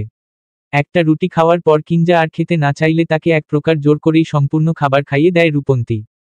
খাবার খাওয়ানো শেষে রূপন্তী বলে ওঠে, আজ থেকে তো একাই থাকবি। নিজের একটু যত্ন নিস। মনে রাখিস ওখানে কিন্তু আমি থাকব না। তাই তোর নিজের যত্ন নিজেকেই নিতে হবে। সময়মতো খাবার খাবি। আর সম্ভব হলে মাঝে মধ্যে আমাকে ডাকিস। দুজন একসাথে ঘুরতে বের হব। ও হ্যাঁ, তোর যেকোনো প্রয়োজনে প্রিয়কে ডাকবি। ছেলেটা বড্ড ভালো। ও তোর কাছাকাছি থাকবে ভেবে খানিকটা স্বস্তি পাচ্ছি। রূপন্তীকে আবেগপ্রবণ হতে দেখে কিঞ্জা রূপন্তীর হাতের উপর হাত রেখে বলে, কাঁদবি না একদম। খুব বেশি দূরে যাচ্ছি না তো। কাছে পিঠেই থাকব। তোর যখন আমার কথা মনে পড়বে সোজা আমার কাছে চলে যাবি কেমন? আর আমি নিজের খেয়াল রাখব, তোকে কথা দিলাম। রূপন্তী কিছু না বলে কিঞ্জাকে জড়িয়ে ধরে ধরা গলায় বলে ওঠে, সাবধানে থাকবি। একদম অনিয়ম করবি না কিন্তু। আচ্ছা বাবা, সাবধানে থাকবো আমি। এবার একটু স্বাভাবিক হ তুই। একটু পরেই তো বেরোতে হবে আমাকে। তাদের কথা বলার মাঝেই কিঞ্জার মোবাইল বেজে ওঠে। মোবাইল হাতে নিয়ে কিঞ্জা দেখে প্রিয় কল দিয়েছে। কল রিসিভ করে এপাশ থেকে কিঞ্জা বলে, হ্যাঁ বলো। ওপাশ থেকে প্রিয় বলে ওঠে, আমি রূপন্তীদের বাড়ির সামনে দাঁড়িয়ে আছি। তুমি নেমে এসো। মা সকাল সকাল তোমাকে নিতে পাঠালো। এত সকালে একা একটা মেয়ে আমাদের বাড়িতে যাবে ভেবে চিন্তা হচ্ছিল তার। তাই আমি চলে এলাম। আসার দরকার ছিল না তো। তবুও যখন এসে পড়েছ তখন 5টা মিনিট দাঁড়াও। আমি আসছি একটু পর। ঠিক আছে। কিঞ্জা বোরকা পরে কোনো রকমে হিজাব বেঁধে রূপন্তীর বাবা মায়ের থেকে বিদায় নিয়ে নিচে নেমে আসে। তার হাতে কেবল একটা ব্যাগ। এখানে একদম নিত্যপ্রয়োজনীয় জিনিসপত্র আছে। কিঞ্জার হাতে ব্যাগ দেখে প্রিয় হাত এগিয়ে দিয়ে বলে, ব্যাগটা আমাকে দাও। তার প্রয়োজন নেই। আমি নিয়ে যেতে পারবো এটা। জানি তুমি পারবে। কিন্তু আমার সাথে যাচ্ছ তো। তাই এটুকু কাজ করা আমার দায়িত্ব। ব্যাগটা দাও আমার হাতে। পাশ থেকে রূপন্তী বলে, আরে দিয়ে দে না। এমনিতেও তোর শরীর এখন বেশ দুর্বল। ব্যাগটা ওর হাতেই দে। অগত্যা কিঞ্জা ব্যাগটা প্রিয়র হাতে দিয়ে রূপন্তীর কাছ থেকে বিদায় নিয়ে সামনের দিকে হাঁটতে শুরু করে। প্রিয় হাঁটতে হাঁটতে কিঞ্জার দিকে তাকিয়ে জিজ্ঞেস করে, সকাল সকাল কেঁদেছ কেন? কিঞ্জা প্রিয় দিকে তাকিয়ে বলে, আমি কেঁদেছি সেটা তোমাকে কে বলল? তোমার চোখ দেখেই বোঝা যাচ্ছে। চোখ দুটো ক্লান্ত ভীষণ। সারা রাত ঘুমাওনি তাই না? ঘুম ধরা দেয়নি চোখে? কোনো কিছু নিয়ে তুমি ভেতরে ভেতরে অনেক কষ্ট পাচ্ছ। কিন্তু কারোর সামনে সেটা প্রকাশ করছো না। নিজেকে এতটা গুটিয়ে নিচ্ছ কেন তুমি? আমাকে কি আজও নিজের বন্ধু ভাবতে পারোনি তুমি? আমি তোমাকে বন্ধু ভাবি প্রিয়। তুমি আমার বিপদের দিনের সঙ্গী। তোমাকে বন্ধু ভাববো না তো কাকে ভাববো? রূপন্তীর পর তুমিই একমাত্র মানুষ যাকে আমি নিজের বন্ধু ভাবি। তাহলে বন্ধুর সাথে নিজের কষ্ট ভাগাভাগি করে নিতে পারছো না কেন? কি হয়েছে তোমার? কিঞ্জা দীর্ঘশ্বাস ছেড়ে উত্তর দেয়, গতকাল আমার বাবা মারা গেছে। আমি তাকে শেষবারের জন্যও দেখতে যাইনি। কেন জানি না, তার মৃত্যুতে আমার পুরনো সব স্মৃতি মনে পড়ে যাচ্ছে। মনে পড়ছে কিভাবে সে তার অবৈধ প্রেমিকার জন্য আমাকে আর আমার মাকে ছেড়ে দিয়েছিল। মনে পড়ছে তার জন্য আমি আমার মাকে হারিয়েছি। তার উপর জেদ করেই তো আমার মা নতুন সংসার শুরু করেছে। সবশেষে আমি একা পড়ে রইলাম পরের বাড়িতে। এসব ভেবে ভেতর থেকে কান্না আসছে। এই কান্না আটকাতে আটকাতে ক্লান্ত হয়ে পড়েছি আমি। জানি না আমার কান্নার শেষ কোথায়। প্রিয় নিজের হাঁটা থামিয়ে দিয়েছে। কিঞ্জার দিকে সে অপলক দৃষ্টিতে চেয়ে আছে। মাঝপথে প্রিয়কে থামতে দেখে কিঞ্জা জিজ্ঞেস করে, থেমে গেলে কেন? প্রিয় সেই প্রশ্নের জবাব না দিয়ে নিজের মতো করে বলে, তুমি সবার থেকে আলাদা জানো? তোমাকে দেখে আমি ক্ষণে ক্ষণে অবাক হই। একটা মানুষ কতটা শক্ত হলে এমন পরিস্থিতিতেও এতটা শান্ত থাকতে পারে তা তোমাকে না দেখলে বুঝতে পারতাম না। কিভাবে পারো বলো তো? কিঞ্জা হালকা হেসে জবাব দেয়, পরিস্থিতি সব শিখিয়ে দেয়। ভার্সিটির ক্লাস শেষে লাইব্রেরি বসে আছে কিঞ্জা। সকালবেলা প্রিয়দের বাড়িতে যাওয়ার পর প্রিয় রমা জোর করে তাকে খাবার খাইয়ে তবে ভার্সিটিতে আসতে দিয়েছে। মানুষটাকে দেখলে কিঞ্জার কেমন যেন মামা অনুভব হয়। তার শরীরে মামা গন্ধ আছে। এই গন্ধটা কিঞ্জার ভীষণ ভালো লাগে। কিঞ্জা বাড়ির ভেতর প্রবেশ করতেই উনি ছুটে এসেছিলেন। এসেই বলেছিলেন, আজ থেকে ধরে নাও এটা তোমার নিজেরই বাড়ি। স্বাচ্ছন্দ্যে থাকবে, একদম ইতস্তত বোধ করবে না কেমন? কথাটা কিঞ্জার মনে ধরেছে ভীষণ। সাথে প্রিয় রমাকেও। লাইব্রেরি বসে সামনে বই নিয়ে এসবই ভাবছিল কিঞ্জা। এমন সময় রূপন্তী হন্তদন্ত হয়ে তার সামনে এসে দাঁড়ায়। কিঞ্জা ভ্রু জোড়া কুঁচকে রূপন্তীর দিকে তাকিয়ে বলে, কি হয়েছে? এভাবে হাঁপাচ্ছিস কেন? রূপন্তী কিঞ্জার পাশে বসে সামনে খবরের কাগজ রেখে বলে, আজকের খবরের কাগজ পড়েছিস তুই? না তো কেন? কি হয়েছে? পড়ে দেখ। কিঞ্জা খবরের কাগজটা হাতে নেয়। অতঃপর প্রথম পাতায় বড় বড় অক্ষরে যে লেখা দেখতে পায় তা দেখে কিছুক্ষণের জন্য স্থির হয়ে যায়। সেখানে লেখা, বিশিষ্ট ব্যবসায়ী সাজ্জাদ হোসেনের মৃত্যু রহস্যের নতুন মোড়। পুলিশের দেওয়া তথ্য অনুযায়ী এটা কোনো স্বাভাবিক মৃত্যু নয়। গতকাল পোস্টমর্টেম থেকে জানা যায় তাকে বহু আগে থেকেই স্লো পয়সন দিয়ে আসা হচ্ছিল। কাজটাকে বা কারা করেছে এমন প্রশ্নের উত্তরে পুলিশ জানান সাজ্জাদ হোসেনের স্ত্রী মারিয়া শেখ এই মৃত্যুর সাথে জড়িত থাকতে পারে। এই মুহূর্তে তিনি পলাতক রয়েছেন। পুলিশের তদন্ত চলছে। খুব শীঘ্রই অপরাধী সামনে আসবে বলে আশ্বাস দিয়েছেন তারা। খবরটা পড়ে কিঞ্জা কাগজটা রেখে দেয়। অতঃপর দৃষ্টি স্থির রেখে বলে, পাপ তার বাপকেও ছাড়ে না। আজ তার বাস্তব প্রমাণ পেলাম। যার জন্য নিজের সাজানো সংসার ভেঙেছিল তার কারণেই মৃত্যু ঘটল আমার বাবা নামক মানুষটার। মানুষটা তো আর নেই কিঞ্জা, তবুও তার প্রতি এত অভিমান তোর? সে আমার জীবনে ছিল কবে বলতো? সে থাকলে কি আর আমাকে এতিমের মতো বড় হতে হতো? মিস্টার সাজ্জাদ হোসেনের প্রতি আমার শুধু ঘৃণা আছে, বাকি আর কোনো অনুভূতি নেই। ছাড় এসব। আমাকে এখান থেকে একজনকে পড়াতে যেতে হবে। আসছি আমি। তুই সাবধানে বাড়ি যাস। কথাটা বলে উঠে দাঁড়ায় কিঞ্জা। রূপন্তীও উঠে দাঁড়ায় তার সাথে সাথে। আমিও যাব তোর সাথে। তোকে একটু এগিয়ে দিয়ে ওদিক দিয়েই আমি বাড়ি চলে যাব। ঠিক আছে চল। ভার্সিটি থেকে বের হতে হতে রূপন্তী বলে, আজ প্রিয় এলো না। ও এলে আরো কিছুক্ষণ আড্ডা দেওয়া যেত। প্রিয় তো আমাকে বাড়িতে রেখেই কোথায় যেন চলে গেল। যাওয়ার আগে শুধু বলে গেল আজ ভার্সিটিতে যেতে পারবো না। তুমি সাবধানে যেও। কথা বলতে বলতে রাস্তা পার হওয়ার সময় কিছুটা দূরে অনেক মানুষের ভিড় দেখে কৌতূহলী হয়ে কিঞ্জা আর রূপন্তী সেদিকে এগিয়ে যায়। তারা যত এগোচ্ছে তত গভীরভাবে একটা মেয়েলি কণ্ঠস্বর শুনতে পাচ্ছে। কিঞ্জার কাছে কণ্ঠস্বরটা চেনা মনে হওয়ায় সে দ্রুত সেদিকে এগিয়ে গিয়ে দেখে একজন মেয়েকে ঘিরে 3টা বাইক দাঁড় করানো। আর সেখানে বসে আছে মোট 7জন ছেলে। শুধু ছেলে বললে ভুল হবে। এক একজন যে বড়লোক বাপের বিগড়ে যাওয়া বখাটে ছেলে তা তাদের চেহারা দেখেই স্পষ্ট বোঝা যাচ্ছে। তবে ছেলেগুলোর দিকে ধ্যান নেই কিঞ্জার। কিঞ্জার চোখ তো আটকে আছে মেয়েটার দিকে। মেয়েটা আর কেউ নয় সারা। সারাকে দেখে কিঞ্জার হুঁশ উড়ে যায়। মেয়েটা ভয় কাঁদতে কাঁদতে অস্থির হয়ে গিয়েছে। পুরো শরীর থরথর করে কাঁপছে তার। গলা দিয়ে আওয়াজ বের হতে না চাইলেও সে বহু কষ্টে বলে ওঠে, ছেড়ে দিন আমাকে। আমি কি করেছি আপনাদের সাথে যে আপনারা আমার সাথে এমন আচরণ করছেন? বাইকের উপর বসে থাকা একজন বলে ওঠে, 13 বার গুনে গুনে 13 বার আমি তোমাকে প্রেমের প্রস্তাব দিয়েছি। আর বারবার তুমি সেই প্রস্তাব নাকচ করে দিয়েছ।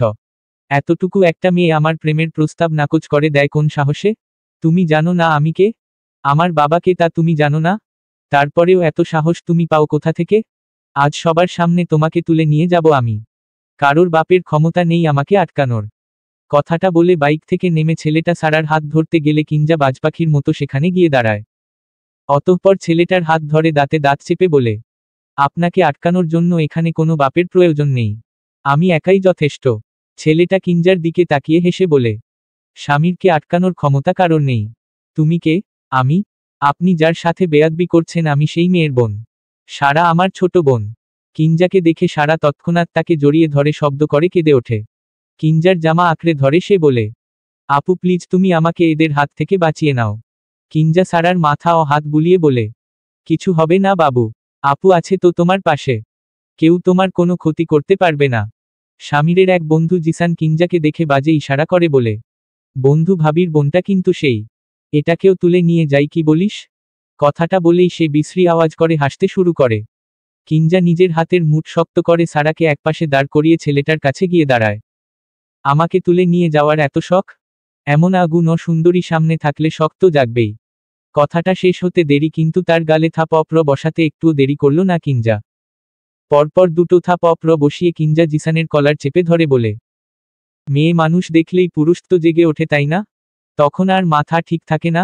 মেয়েরা মায়ের জাত। আর সেই মায়ের জাত নিয়ে এমন কুরুচিপূর্ণ মন্তব্য করতে লজ্জা করে না তোদের? অবশ্য তোদের তো লজ্জায় নেই।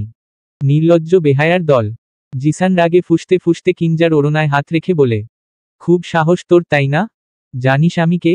আমার গায়ে হাত দিয়ে অনেক বড় ভুল করেছিস। এর শাস্তি তো তোকে পেতেই হবে মা। নিজের উদ্দেশ্যে এমন গালি শুনে চোখ মুখ খিচে বন্ধ করে নেয় কিঞ্জা। একে তো তার ওড়নায় হাত দিয়েছে উপরন্তু বাজে ভাষায় গালি দিয়েছে।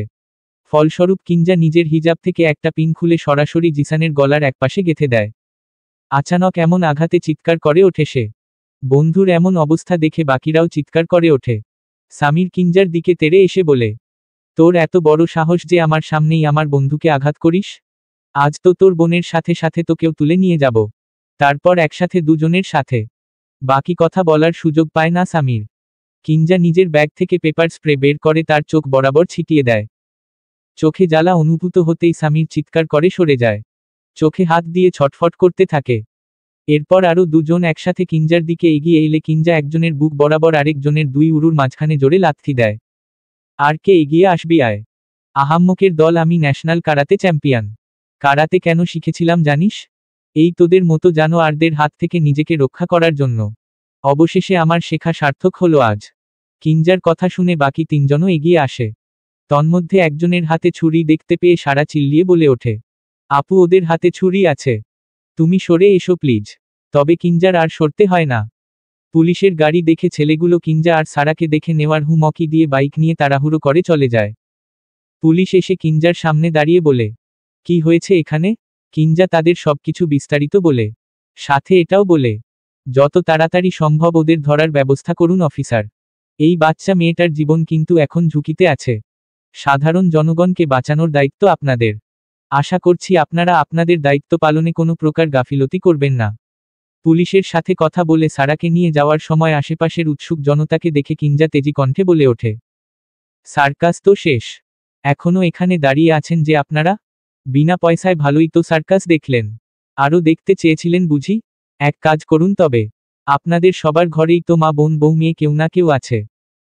তাদেরকে এদের মতো জানোয়ারদের হাতে তুলে দিয়ে আপনারা সার্কাস দেখবেন। বিশ্বাস করুন আজকের চেয়ে বেশি মজা পাবেন। আর কেউ কেউ তো ভিডিও করেছেন। এসব ভিডিওতে ভিউ বেশি আসবে না, তার থেকে বরং নিজের বোন কিংবা মেয়ের নগো ভিডিও ছাড়বেন, তাতে দ্রুত ভাইরাল হতে পারবেন। আপনাদের মতো মানুষ নামক মানুষদের জন্যই পৃথিবীটা আজ বসবাসের অযোগ্য হয়ে উঠেছে। লজ্জা পাওয়া উচিত আপনাদের। এখানে ছোট্ট একটা মেয়ের সাথে অসভ্যতামি করা হচ্ছিল আর আপনারা দাঁড়িয়ে দাঁড়িয়ে তামাশা দেখছিলেন? এ কেমন শিক্ষা আপনাদের? প্রকৃত অর্থে মানুষ হতে না পারলে আপনাদের বেঁচে থাকাটাই উচিত না। আপনারা বেঁচে না থাকলে পৃথিবী থেকে কিছু অমানুষ দূর হবে। আজকে বাড়ি ফিরে আয়নার সামনে দাঁড়িয়ে নিজেদের প্রশ্ন করবেন, আমি আদৌ মানুষ হওয়ার যোগ্য তো? কথাগুলো বলে সারা আর রূপন্তীকে নিয়ে একটা অটোতে উঠে মুনতাসিরদের বাড়ির উদ্দেশ্যে রওনা দেয় তারা তিনজন। পথিমধ্যে কিঞ্জা রূপন্তীকে জিজ্ঞেস করে, পুলিশকে তুই কল দিয়ে ডেকেছিস তাই না? রূপন্তি মাথা নাড়িয়ে উত্তর দেয়, অবস্থা বেগতিক দেখে আমি সাথে সাথেই পুলিশকে কল দিয়েছিলাম। আল্লাহ লার অশেষ রহমতে উনারা ঠিক সময়ে চলে এসেছিলেন বলে বেঁচে গেলাম আমরা। নয়তো কি যে হতো। সারা কিঞ্জাকে জড়িয়ে ধরে কাঁদতে কাঁদতে বলে, ধন্যবাদ আপু, আজ তোমরা না থাকলে আমার অনেক বড় ক্ষতি হয়ে যেত।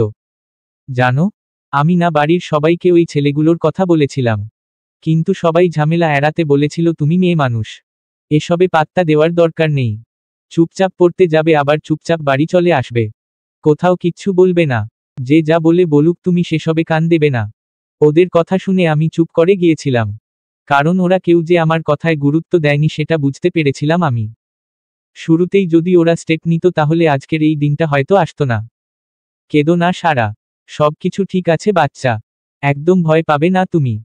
কে কি বলল সেসব বাদ দাও। একটা কথা সব সময় মনে রাখবে, মেয়ে হওয়াটা আমাদের দুর্বলতা নয়, বরং মেয়ে হয়ে জন্মানোটা গর্বের বিষয়।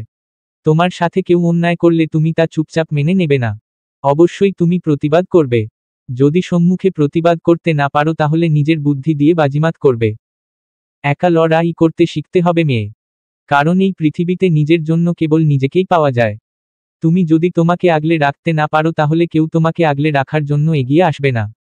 দুর্বল মানুষদের জন্য এই পৃথিবী নয়। তুমি এখনো অনেক ছোট, তবে এখন থেকেই তোমার নিজেকে রক্ষা করতে শিখতে হবে। কখনোই নিজেকে দুর্বল ভাববে না। মনে রাখবে আল্লাহ সব সময় সত্যের সাথে থাকেন, তাই যেকোনো বিপদে আল্লাহকে স্মরণ করবে। যত কঠিন পরিস্থিতিই আসুক না কেন আল্লাহ লার উপর থেকে কখনো বিশ্বাস হারাবে না। আর যেমন পরিস্থিতিই আসুক কখনো ভেঙে পড়বে না কিংবা ভুল সিদ্ধান্ত নেবে না। একটা ভুল সিদ্ধান্ত তোমার জীবন শেষ করে দিতে পারে, তাই যেকোনো সিদ্ধান্ত খুব ভেবেচিন্তে নেবে কেমন? সারা মুখে কোনো উত্তর দেয় না, কেবল মাথা নাড়িয়ে বোঝায় সে মনে রাখবে কিঞ্জার বলা কথাগুলো। কিছুক্ষণ পর অটো মুনতাসিরদের বাড়ির সামনে এসে থামে। কিঞ্জা ভাড়া মিটিয়ে সারাকে নিয়ে বাড়ির ভেতরে প্রবেশ করে অবাক হয়, কারণ বাড়িটা খুব সুন্দর করে সাজানো হচ্ছে। রূপন্তি কিঞ্জার পাশে দাঁড়িয়ে বলে, কি হচ্ছে এখানে? কিঞ্জার মনে পড়ে 4 দিন আগে মুনতাসির তাকে কল দিয়ে বলেছিল আগামী সপ্তাহে তার বিয়ে। তার মানে বিয়ের আর 3 দিন বাকি, সেজন্যই বোধহয় বাড়িটা সুন্দর করে সাজানো হচ্ছে। কিঞ্জাকে বাড়ির ভেতরে আসতে দেখে মিসেস রুবি হাওলাদার অবাক হয়ে বলেন, তুই এসেছিস? পুরো বাড়ি ফুল দিয়ে সাজানো হচ্ছে।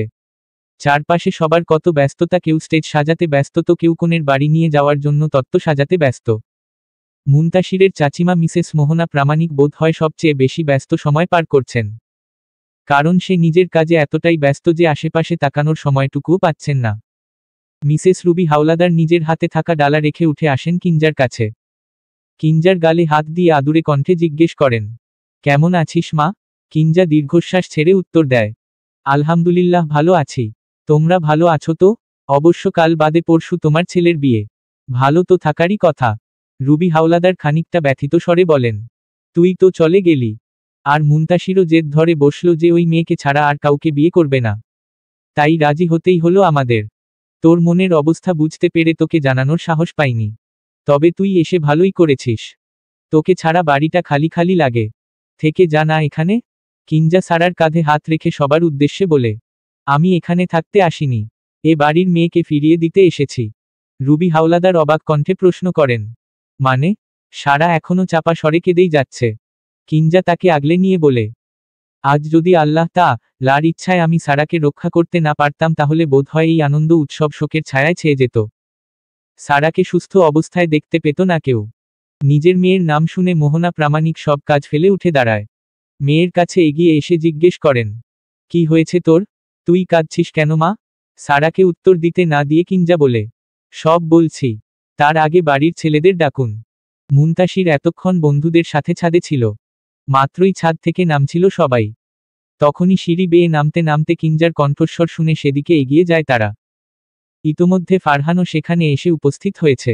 বাকিরা হয়তো বাড়িতে নেই, কারণ মুনতাসিরের বাবা আর চাচ্চুকে কোথাও দেখা যাচ্ছে না।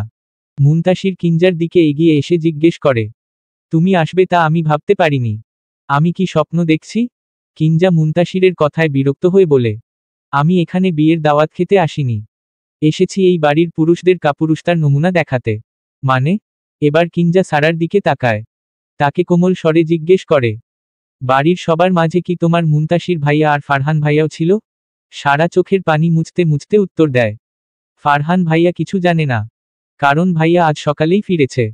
তবে মুনতাসির ভাইয়া জানত, ভাইয়া আমার সাথে যেতেও চেয়েছিল, কিন্তু মা আর বড় আম্মু মিলে ভাইয়াকে যেতে নিষেধ করেছে। কেন? যাতে ভাইয়ার বিয়েতে কোনো সমস্যা না হয়। কথাটা শুনে কিঞ্জার মেজাজ খারাপ হয়ে যায়। সে হাততালি দিতে দিতে বলে, বাহ, দারুণ ব্যাপার তো, আপনাদের ছেলের বিয়েতে যেন কোনো প্রকার বিঘ্ন না ঘটে তার জন্য নিজেদের মেয়ের জীবন বাজি রাখতেও ছাড়লেন না। কি আছে ভাই এই বিয়েতে? এই বিয়ের জন্য এত মরিয়া হয়ে উঠেছেন কেন আপনারা সবাই, যে বাকি কোনো কিছুরই তোয়াক্কা করছেন না? ফারহান কিঞ্জার কাছে এসে কৌতূহলী স্বরে জিজ্ঞেস করে, কি হয়েছে কিঞ্জা? কি এমন হয়েছে যা আমি জানি না? আর সারা কাঁদছে কেন? সারাকে বেশ কিছুদিন যাবৎ কয়েকজন বখাটে ছেলে বিরক্ত করছিল। সারা এটা বাড়ির সবাইকে জানিয়েছে, কিন্তু কেউ ওর কথা আমলে নেয়নি। ফলস্বরূপ আজকে ওকে মাঝ রাস্তায় হেনস্থা হতে হয়েছে। আমি আর রূপন্তী ঠিক সময়ে না পৌঁছালে হয়তো সারাকে আর খুঁজেই পাওয়া যেত না। তুলে নিয়ে যেত ওরা সারাকে। আল্লাহর কাছে অশেষ শুকরিয়া যে তিনি আমাদের রক্ষা করেছেন, নতুবা আজ আমরা মরে যেতেও পারতাম। কিঞ্জার কথা শুনে উপস্থিত সবার চোখ বড় হয়ে যায়। হতভম্ব হয়ে দাঁড়িয়ে থাকতে বাধ্য হয় তারা সবাই। এমন কিছুর জন্য কেউই প্রস্তুত ছিল না। মোহনা প্রামাণিক মেয়েকে বুকের মাঝে টেনে নিয়ে বলেন, তুই ঠিক আছিস তো মা? সারা কিছু বলার আগেই কিঞ্জা উত্তর দেয়, মেয়ের জন্য এত চিন্তা থাকলে তো ঠিক সময়ে ঠিক পদক্ষেপটা নিতেন। কখন বিপদ আসবে তারপর পদক্ষেপ নেবেন সেই অপেক্ষা করতেন না। ফারহান রাগে ফুঁসতে ফুঁসতে হাতের মুঠ শক্ত করে জিজ্ঞেস করে, কারা করেছে এমনটা? আর আমাকে এসব জানানো হয়নি কেন? তুই তো দূরে ছিলি ভাই। যে ভাই কাছে ছিল সে তো নিজের বিয়ে নিয়ে ব্যস্ত। পারলে বোনের লাশে উপর দিয়ে হলেও তিনি বিয়ে করতে যাবেন। মুনতাসির কিঞ্জার সামনে দাঁড়িয়ে দাঁতে দাঁত চেপে বলে, মাত্রা ছাড়িয়ে যেও না কিঞ্জা, একটু বেশিই বলে ফেলছো না এবার? সবকিছুর কিন্তু একটা সীমা থাকে। সীমা? এখনকার সীমানা কতটুকু সেটাও আপনি বলে দেবেন? আরে আপনি তো আপাদমস্তক একটা কাপুরুষ। কাপুরুষ না হলে তো বোনের কথাকে গুরুত্ব দিতেন, বোনকে রক্ষা করার চেষ্টা করতেন, ঝামেলা এড়ানোর জন্য চুপচাপ হাত গুটিয়ে বসে থাকতেন না। মুনতাসির যেতে চেয়েছিল, আমি ওকে বারণ করেছিলাম, বলেছিলাম বিয়ের ঝামেলা মিটুক তারপর যাস। হ্যাঁ খালাম্নি, তুমি তো এটাই পারো, শুধু নিজের ছেলের কথা ভাবতে ভাবতে বাকি মেয়েদের কথা ভুলে যাও। তোমাদের কাছে মেয়েদের কোনো মূল্য আছে নাকি? তোমাদের জন্য তো ছেলেরাই সব। বাকি মেয়েরা মরল নাকি বাঁচল তাতে তোমাদের কিছু যায় আসে না। পাশ থেকে রূপন্তী বলে ওঠে, সারার কথাগুলো আপনাদের গুরুত্ব সহকারে নেওয়া উচিত ছিল আন্টি। আজ তো ঠিক সময়ে পুলিশ এসে গিয়েছিল তাই ওরা কিঞ্জাকে ছুরিকাঘাত করতে পারেনি। কিন্তু পুলিশ যদি আসতে আর 2 মিনিট দেরি করত তাহলে কিঞ্জা এই মুহূর্তে হাসপাতালে থাকত। আর সারাকে ওরা তুলে নিয়ে যেত। হয়তো আমরা সারাকে জীবিত অবস্থায় আর ফিরেই পেতাম না। রূপন্তীর কথা শুনে ফারহান কিঞ্জার দিকে তাকিয়ে জিজ্ঞেস করে, ও কি বলছে এসব? কি হয়েছিল আজ? কিঞ্জা নিজেকে খানিকটা শান্ত করে নিয়ে শুরু থেকে সবটা বলে সবাইকে।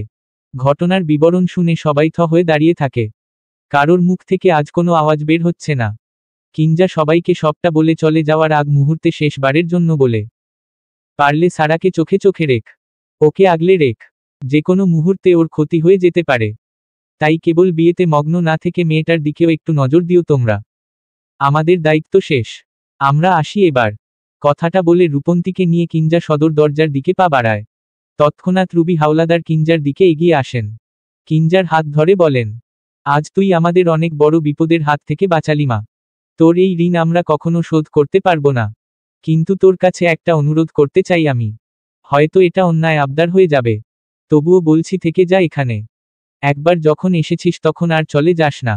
মোহনা প্রামাণিক মেয়েকে রেখে কিঞ্জার কাছে এসে বলেন, আজ তুমি যা করেছ সেই উপকার আমি মনে রাখবো কিঞ্জা। পারলে থেকে যাও। অন্তত বিয়ের কয়েকটা দিন।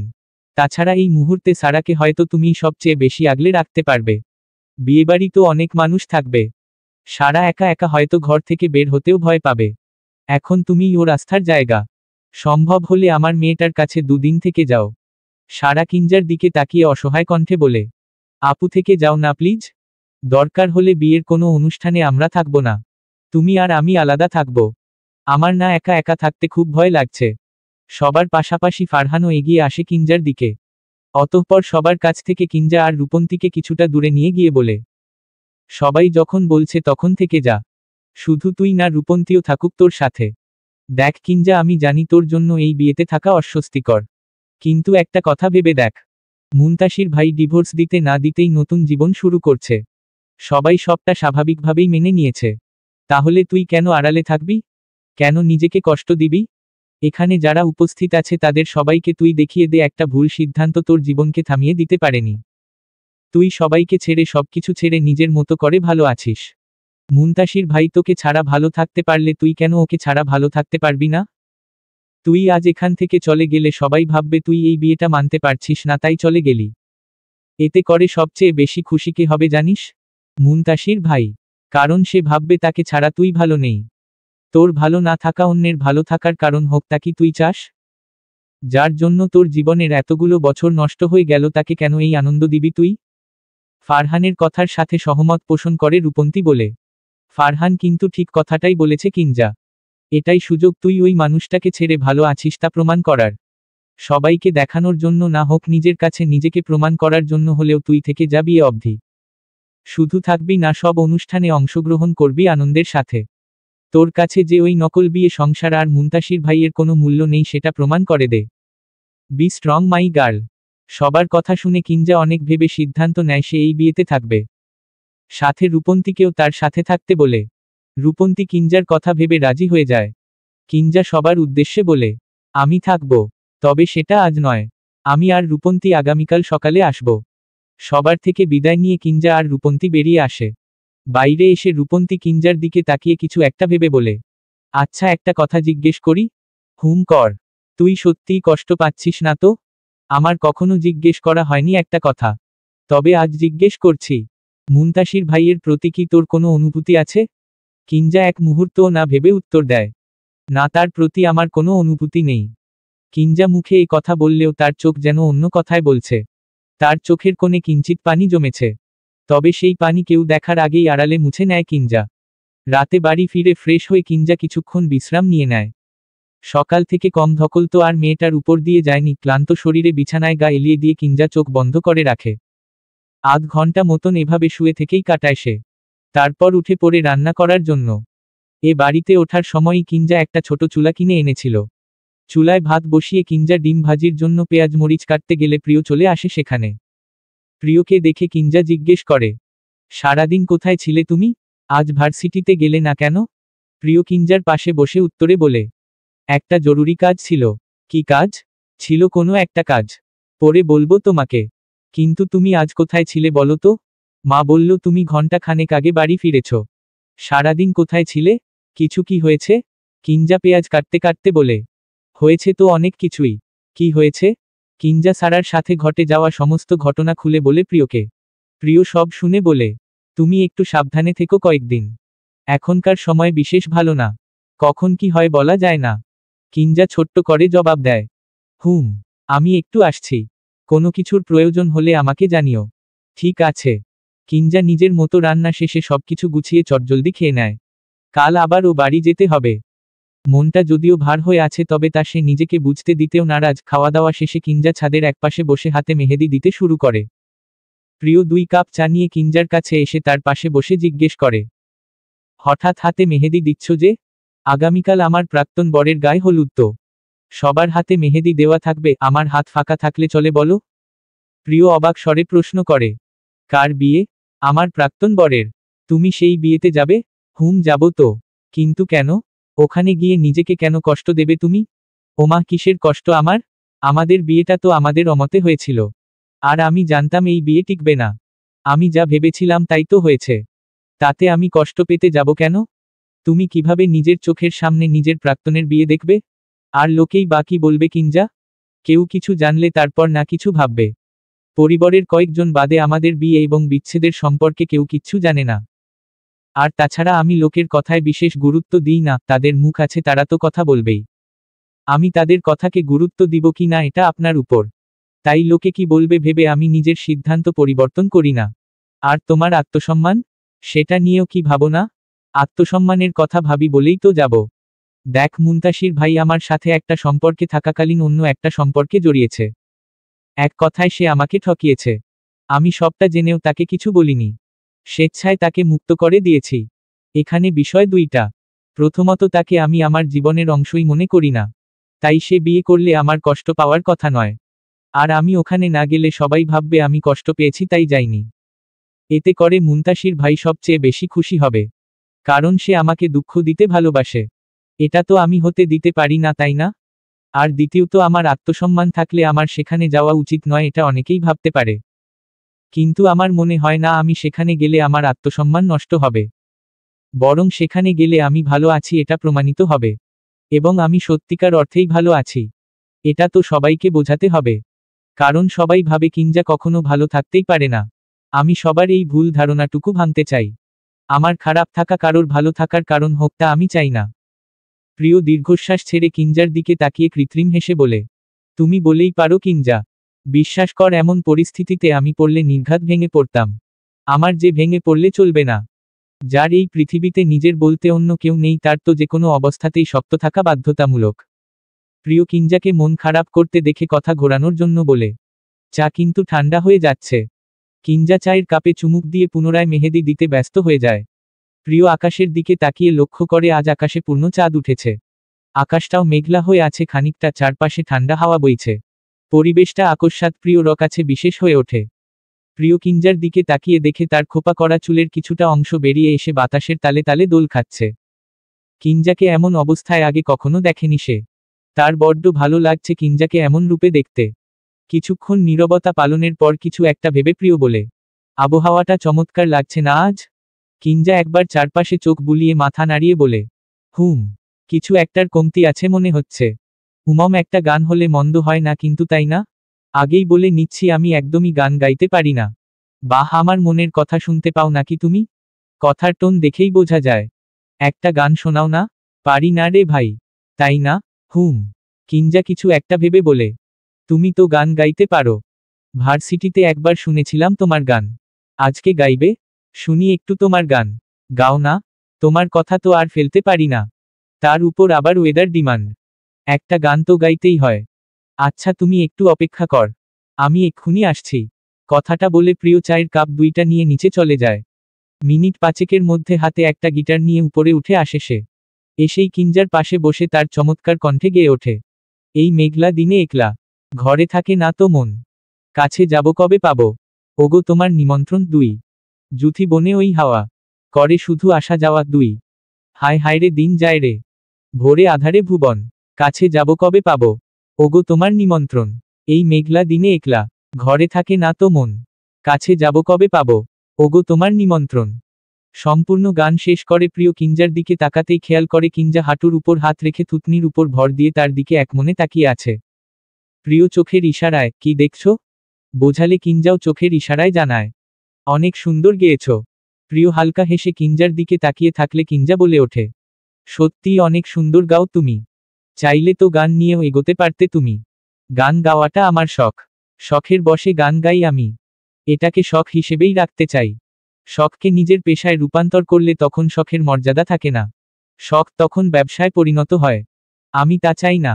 বাহ বেশ বললে তো তুমি, তোমার মতো সুন্দর করে তো আর বলতে পারি না। জানো, তোমার কথার মাঝে জাদু আছে, সে জাদু দিয়ে যে কাউকে ঘায়েল করার ক্ষমতা রাখো তুমি। কথাটা শুনে কিঞ্জা আনমনে বলে ওঠে, কারোর কারোর তো আমার কথা শোনাতেই অ্যালার্জি, সেখানে জাদু করতে চাওয়া তো বিলাসিতা মাত্র। বেশ বেলা করেই কিঞ্জা আর রূপন্তী দুজন মিলে তৈরি হয়ে মুনতাসিরদের বাড়িতে এসেছে। আসার পর থেকে সারা কিঞ্জার সাথে একদম লেগে আছে বলা যায়। মেয়েটার ভেতর থেকে ভয় এখনো কাটেনি।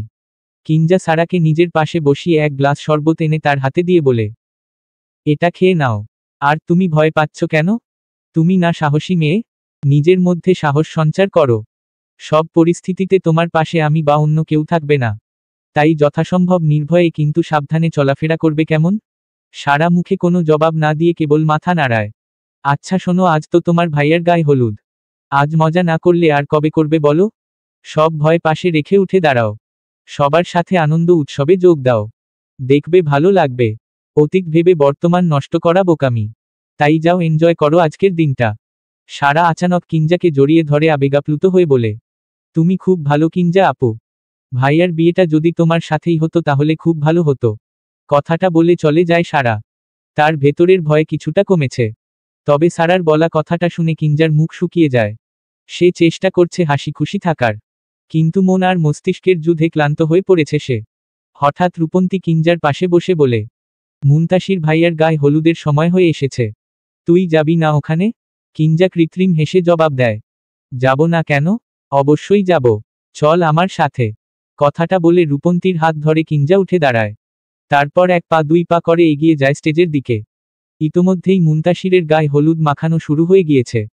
কিঞ্জা স্টেজের উপরে উঠে সবাইকে পাশ কাটিয়ে মুনতাসিরের কাছে বসে বলে, আমাকে ছাড়াই গায়ে হলুদ শুরু করে দিলে তোমরা, আমিও তো হলুদ মাখাবো নাকি?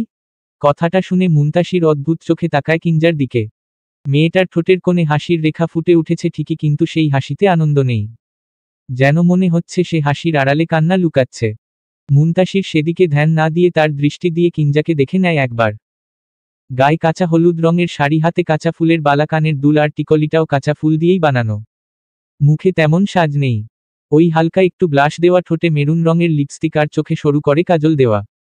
মায়াবী মুখটা যেন এতে করে আরো বেশি মায়াবী লাগছে। কিঞ্জার চোখগুলো অদ্ভুত রকমের সুন্দর, হরিণীর মতো টানা টানা চোখ। সেই চোখের গভীরতা মাপতে গেলে যে কেউ চোখের মায়ে ডুবতে বাধ্য। মুনতাসির যেন আজ সেই চোখের দিকেই তাকিয়ে আছে অপলক। খানিকক্ষণ পর মুনতাসির চেক সরিয়ে নেয় কিঞ্জার দিক থেকে। সে আপনমনে নিজেকে জিজ্ঞেস করে, কেন এমন মনে হচ্ছে যেন আমি ভুল কোনো সিদ্ধান্ত নিয়ে ফেলেছি?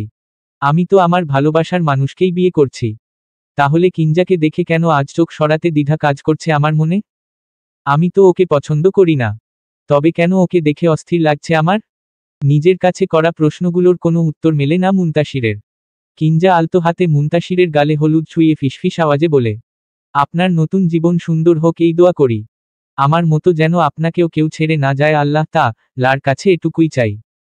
আমি যে কষ্ট সয়েছি সেই কষ্ট বোধ হয় আপনি সইতে পারবেন না, তাই মন থেকে চাই ভালো থাকুন আপনি। কিঞ্জার বলা কথাগুলো শুনে মুনতাসির যখন কিঞ্জার দিকে তাকায় তখন কিঞ্জা নীরবে হেসে সরে যায়। কিঞ্জার হাসিতে কি ছিল তা জানা নেই মুনতাসিরের, তবে এই প্রথম কিঞ্জাকে হাসতে দেখল মুনতাসির। হাসলে মেয়েটাকে সুন্দর লাগে, কেন যে মেয়েটা হাসে না কে জানে। কিঞ্জার পর সারা, রূপন্তী আর ফারহান একসাথে স্টেজের উপরে উঠে মুনতাসিরের গায়ে হলুদ ছুঁয়ে দেয়। অতঃপর দুই বান্ধবীকে নিয়ে সেখান থেকে সরে এসে ফারহান তাদের নিয়ে ছাদে উঠে বলে, আমাদের ওখানে থেকে আর কাজ নেই, আমরা বরং এখানে বসে গল্প করি। কিঞ্জা ফারহানের দিকে তাকিয়ে শয়তানি একটা হাসি দিয়ে বলে, আচ্ছা ফারহান, রূপন্তীকে আজ কেমন লাগছে বলতো? কিঞ্জার কথা শুনে রূপন্তী চোখ বড় বড় করে তাকায় তার দিকে। তবে কিঞ্জার দৃষ্টি তো ফারহানের উপর। ফারহান একমনে তাকিয়ে আছে রূপন্তীর দিকে। দুজনের চোখাচোখি হতেই রূপন্তী লজ্জা পেয়ে অন্যদিকে ঘুরে তাকায়। অতঃপর শুনতে পায়, এলোকেশী কন্যা তার রূপের বর্ণনা দিতে গেলেও কয়েক মুহূর্ত পেরিয়ে যাবে। তার চোখের দিকে তাকালে চোখ সরানো কঠিন হয়ে যায়। তার ঠোঁটের কোণে হাসির রেখা দেখলে মনে হয় যেন জীবন্ত এক ফুল ফুটে আছে। তার কণ্ঠে মাদকতা খুঁজে পাই আমি। এলোমেলো চুলে যখন সে আমার দিকে তাকায় তখন মনে হয় তার চুলগুলো বোধ হয় আমার স্পর্শ পাওয়ার জন্যই এলোমেলো হয়ে উঠছে। কিন্তু সেই সুযোগ কি আমি কখনো পাব? রূপন্তী ফারহানের বলা কথাগুলো শুনে অবাক চোখে তাকায় তার দিকে।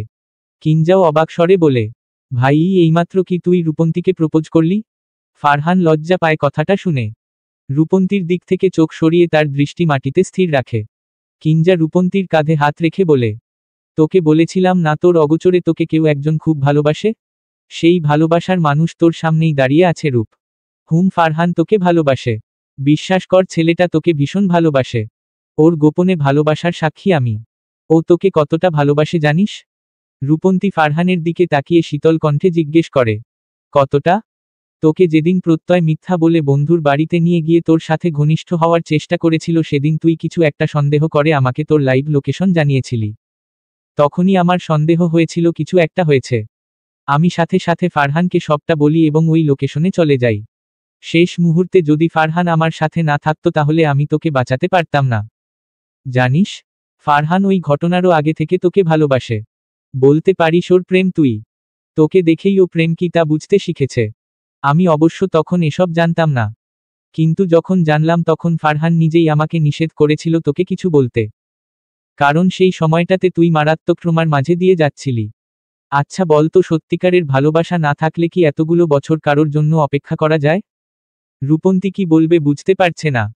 পাশের একটা টুলে ধপ করে বসে পড়ে সে। কিঞ্জাও তার পাশে বসে তার হাতের উপর হাত রেখে বলে, আমরা যখন কলেজে উঠলাম তখন তো আমাদের মাঝে এত ম্যাচুরিটি ছিল না। তুই আবেগের দুনিয়ায় ভাসছিলি তখন। ভুলবশত প্রত্যয়ের সাথে সম্পর্কে জড়িয়েছিলি। কিন্তু একটা ভুলের জন্য সারাটা জীবন কেন নষ্ট করবি তুই? আমি জানি ফারহান গোপনে তোকে কতটা ভালোবেসেছে এতদিন। তোর কান্নায় গোপনে ওকে কাঁদতে দেখেছি আমি। তোর কষ্টে ওই ছেলেটাও কষ্ট পেয়েছে। আমি যে তোর মন ভালো করার জন্য মাঝে মধ্যে তোর জন্য উপহার নিয়ে যেতাম সেগুলো কিন্তু ফারহানই কিনে দিত আমাকে। আমি তোর বেস্ট ফ্রেন্ড। তবে আমার থেকে বোধ হয় ফারহান তোর পছন্দ অপছন্দের খেয়াল বেশি রাখে। আমি তোকে এখনই কোনো সিদ্ধান্ত নিতে বলবো না। শুধু বলবো, একটা ভুল সিদ্ধান্তের জন্য ভালোবাসার উপর থেকে বিশ্বাস হারিয়ে ফেলিস না। ভুল মানুষের কথা ভেবে সত্যিকারের ভালোবাসাকে অগ্রাহ্য করিস না। রূপন্তী এখনো নিশ্চুপ। একটা কথাও বলছে না সে। নীরবে চোখের পানি ফেলছে কেবল। ফারহান একটা দীর্ঘশ্বাস ছেড়ে রূপন্তীর সামনে দুই হাঁটু গেড়ে বসে বলে, আমি তোমাকে জোর করে আমাকে ভালোবাসতে বলবো না। শুধু বলবো তোমার জীবনটা খুব মূল্যবান। এই জীবনটাকে অবহেলা করো না। তোমার যদি মনে হয় আমি তোমার ভালোবাসার যোগ্য না তাহলে আমাকে ভালোবাসতে হবে না তোমার। তবে নিজেকে ভালোবাসতে শেখো রূপন্তী। একটা ভুল, শুধুমাত্র একটা ভুলের জন্য হাসতে ভুলে যেও না প্লিজ। জীবন সবাইকেই দ্বিতীয় সুযোগ দেয়। যারা বুদ্ধিমতী তারা কিন্তু সুযোগটাকে কাজে লাগায়। তাই আমি বলবো তুমিও সুযোগটাকে কাজে লাগাও। নতুন করে ভালো থাকতে শেখো। আর হ্যাঁ, আমি তোমাকে ভালোবাসি বলেই যে তোমারও আমাকে ভালোবাসতে হবে এমন কোনো কথা নেই। যদি মনে হয় তুমি সত্যিই আমাকে ভালোবেসে আমার সাথে থাকতে পারবে তবেই এসো আমার জীবনে। আমি তোমার অপেক্ষায় থাকব। কিন্তু জোর করে তোমাকে পেতে চাইব না কখনো। বেলা গড়িয়ে সন্ধ্যা নেমেছে ধরণীর বুকে। কিঞ্জার ফোনে ঠিক এই সময়ই কল আসে প্রিয়র নাম্বার থেকে। কিঞ্জা কল রিসিভ করলে ওপাশ থেকে প্রিয় বলে ওঠে, অনুষ্ঠান কি শেষ? হ্যাঁ। তাহলে নিচে নেমে এসো। আমি তোমাকে নিতে এসেছি। তুমি আসতে গেলে কেন? আমি তো চলে যেতে পারতাম একাই। গতকাল তো খুব সুন্দর একটা কাণ্ড ঘটিয়েছ। এখন একা একা সন্ধ্যায় বাড়ি ফেরার কোনো দরকার নেই। এমনিতেও আমি ফ্রি ছিলাম। তাই তোমাকে নিতে চলে এসেছি। তোমার বের হতে কতক্ষণ সময় লাগবে? 5 মিনিটের মধ্যে আসছি, দাঁড়াও। ঠিক আছে। কল কেটে দিয়ে কিঞ্জা রূপন্তীকে জিজ্ঞেস করে, তুই কি আমার সাথেই ফিরবি? আমি ফারহানের সাথে কিছু কথা বলতে চাই। তুই প্রিয়র সাথে চলে যা। আমি ফারহানের সাথে যাব। তোমার কোনো সমস্যা নেই তো? ফারহান রূপন্তীর দিকে তাকিয়ে উত্তর দেয়, না, আমার কোনো সমস্যা নেই। তাহলে একসাথেই বের হই চল। তারপর আলাদা আলাদা চলে যাব আমরা। আচ্ছা চল। কিঞ্জা নিচে নেমে খালামনির থেকে বিদায় নিয়ে বাইরে চলে আসে। প্রিয়র কাছে গিয়ে বলে, এত কষ্ট করার সত্যিই কোনো দরকার ছিল না, কিন্তু আমার কষ্ট আমি বুঝে নেব। তোমার এত ভাবতে হবে না, বুঝলে? খুব বুঝলাম। চলো এখন। কিঞ্জা রূপন্তী আর ফারহানের থেকে বিদায় নিয়ে প্রিয়র সাথে চলে যায়। দোতলার জানালা থেকে মুন্তাসির কিঞ্জাকে প্রিয়র সাথে যেতে দেখে তীক্ষ্ণ দৃষ্টিতে তাকিয়ে থাকে সেদিকে। চলবে।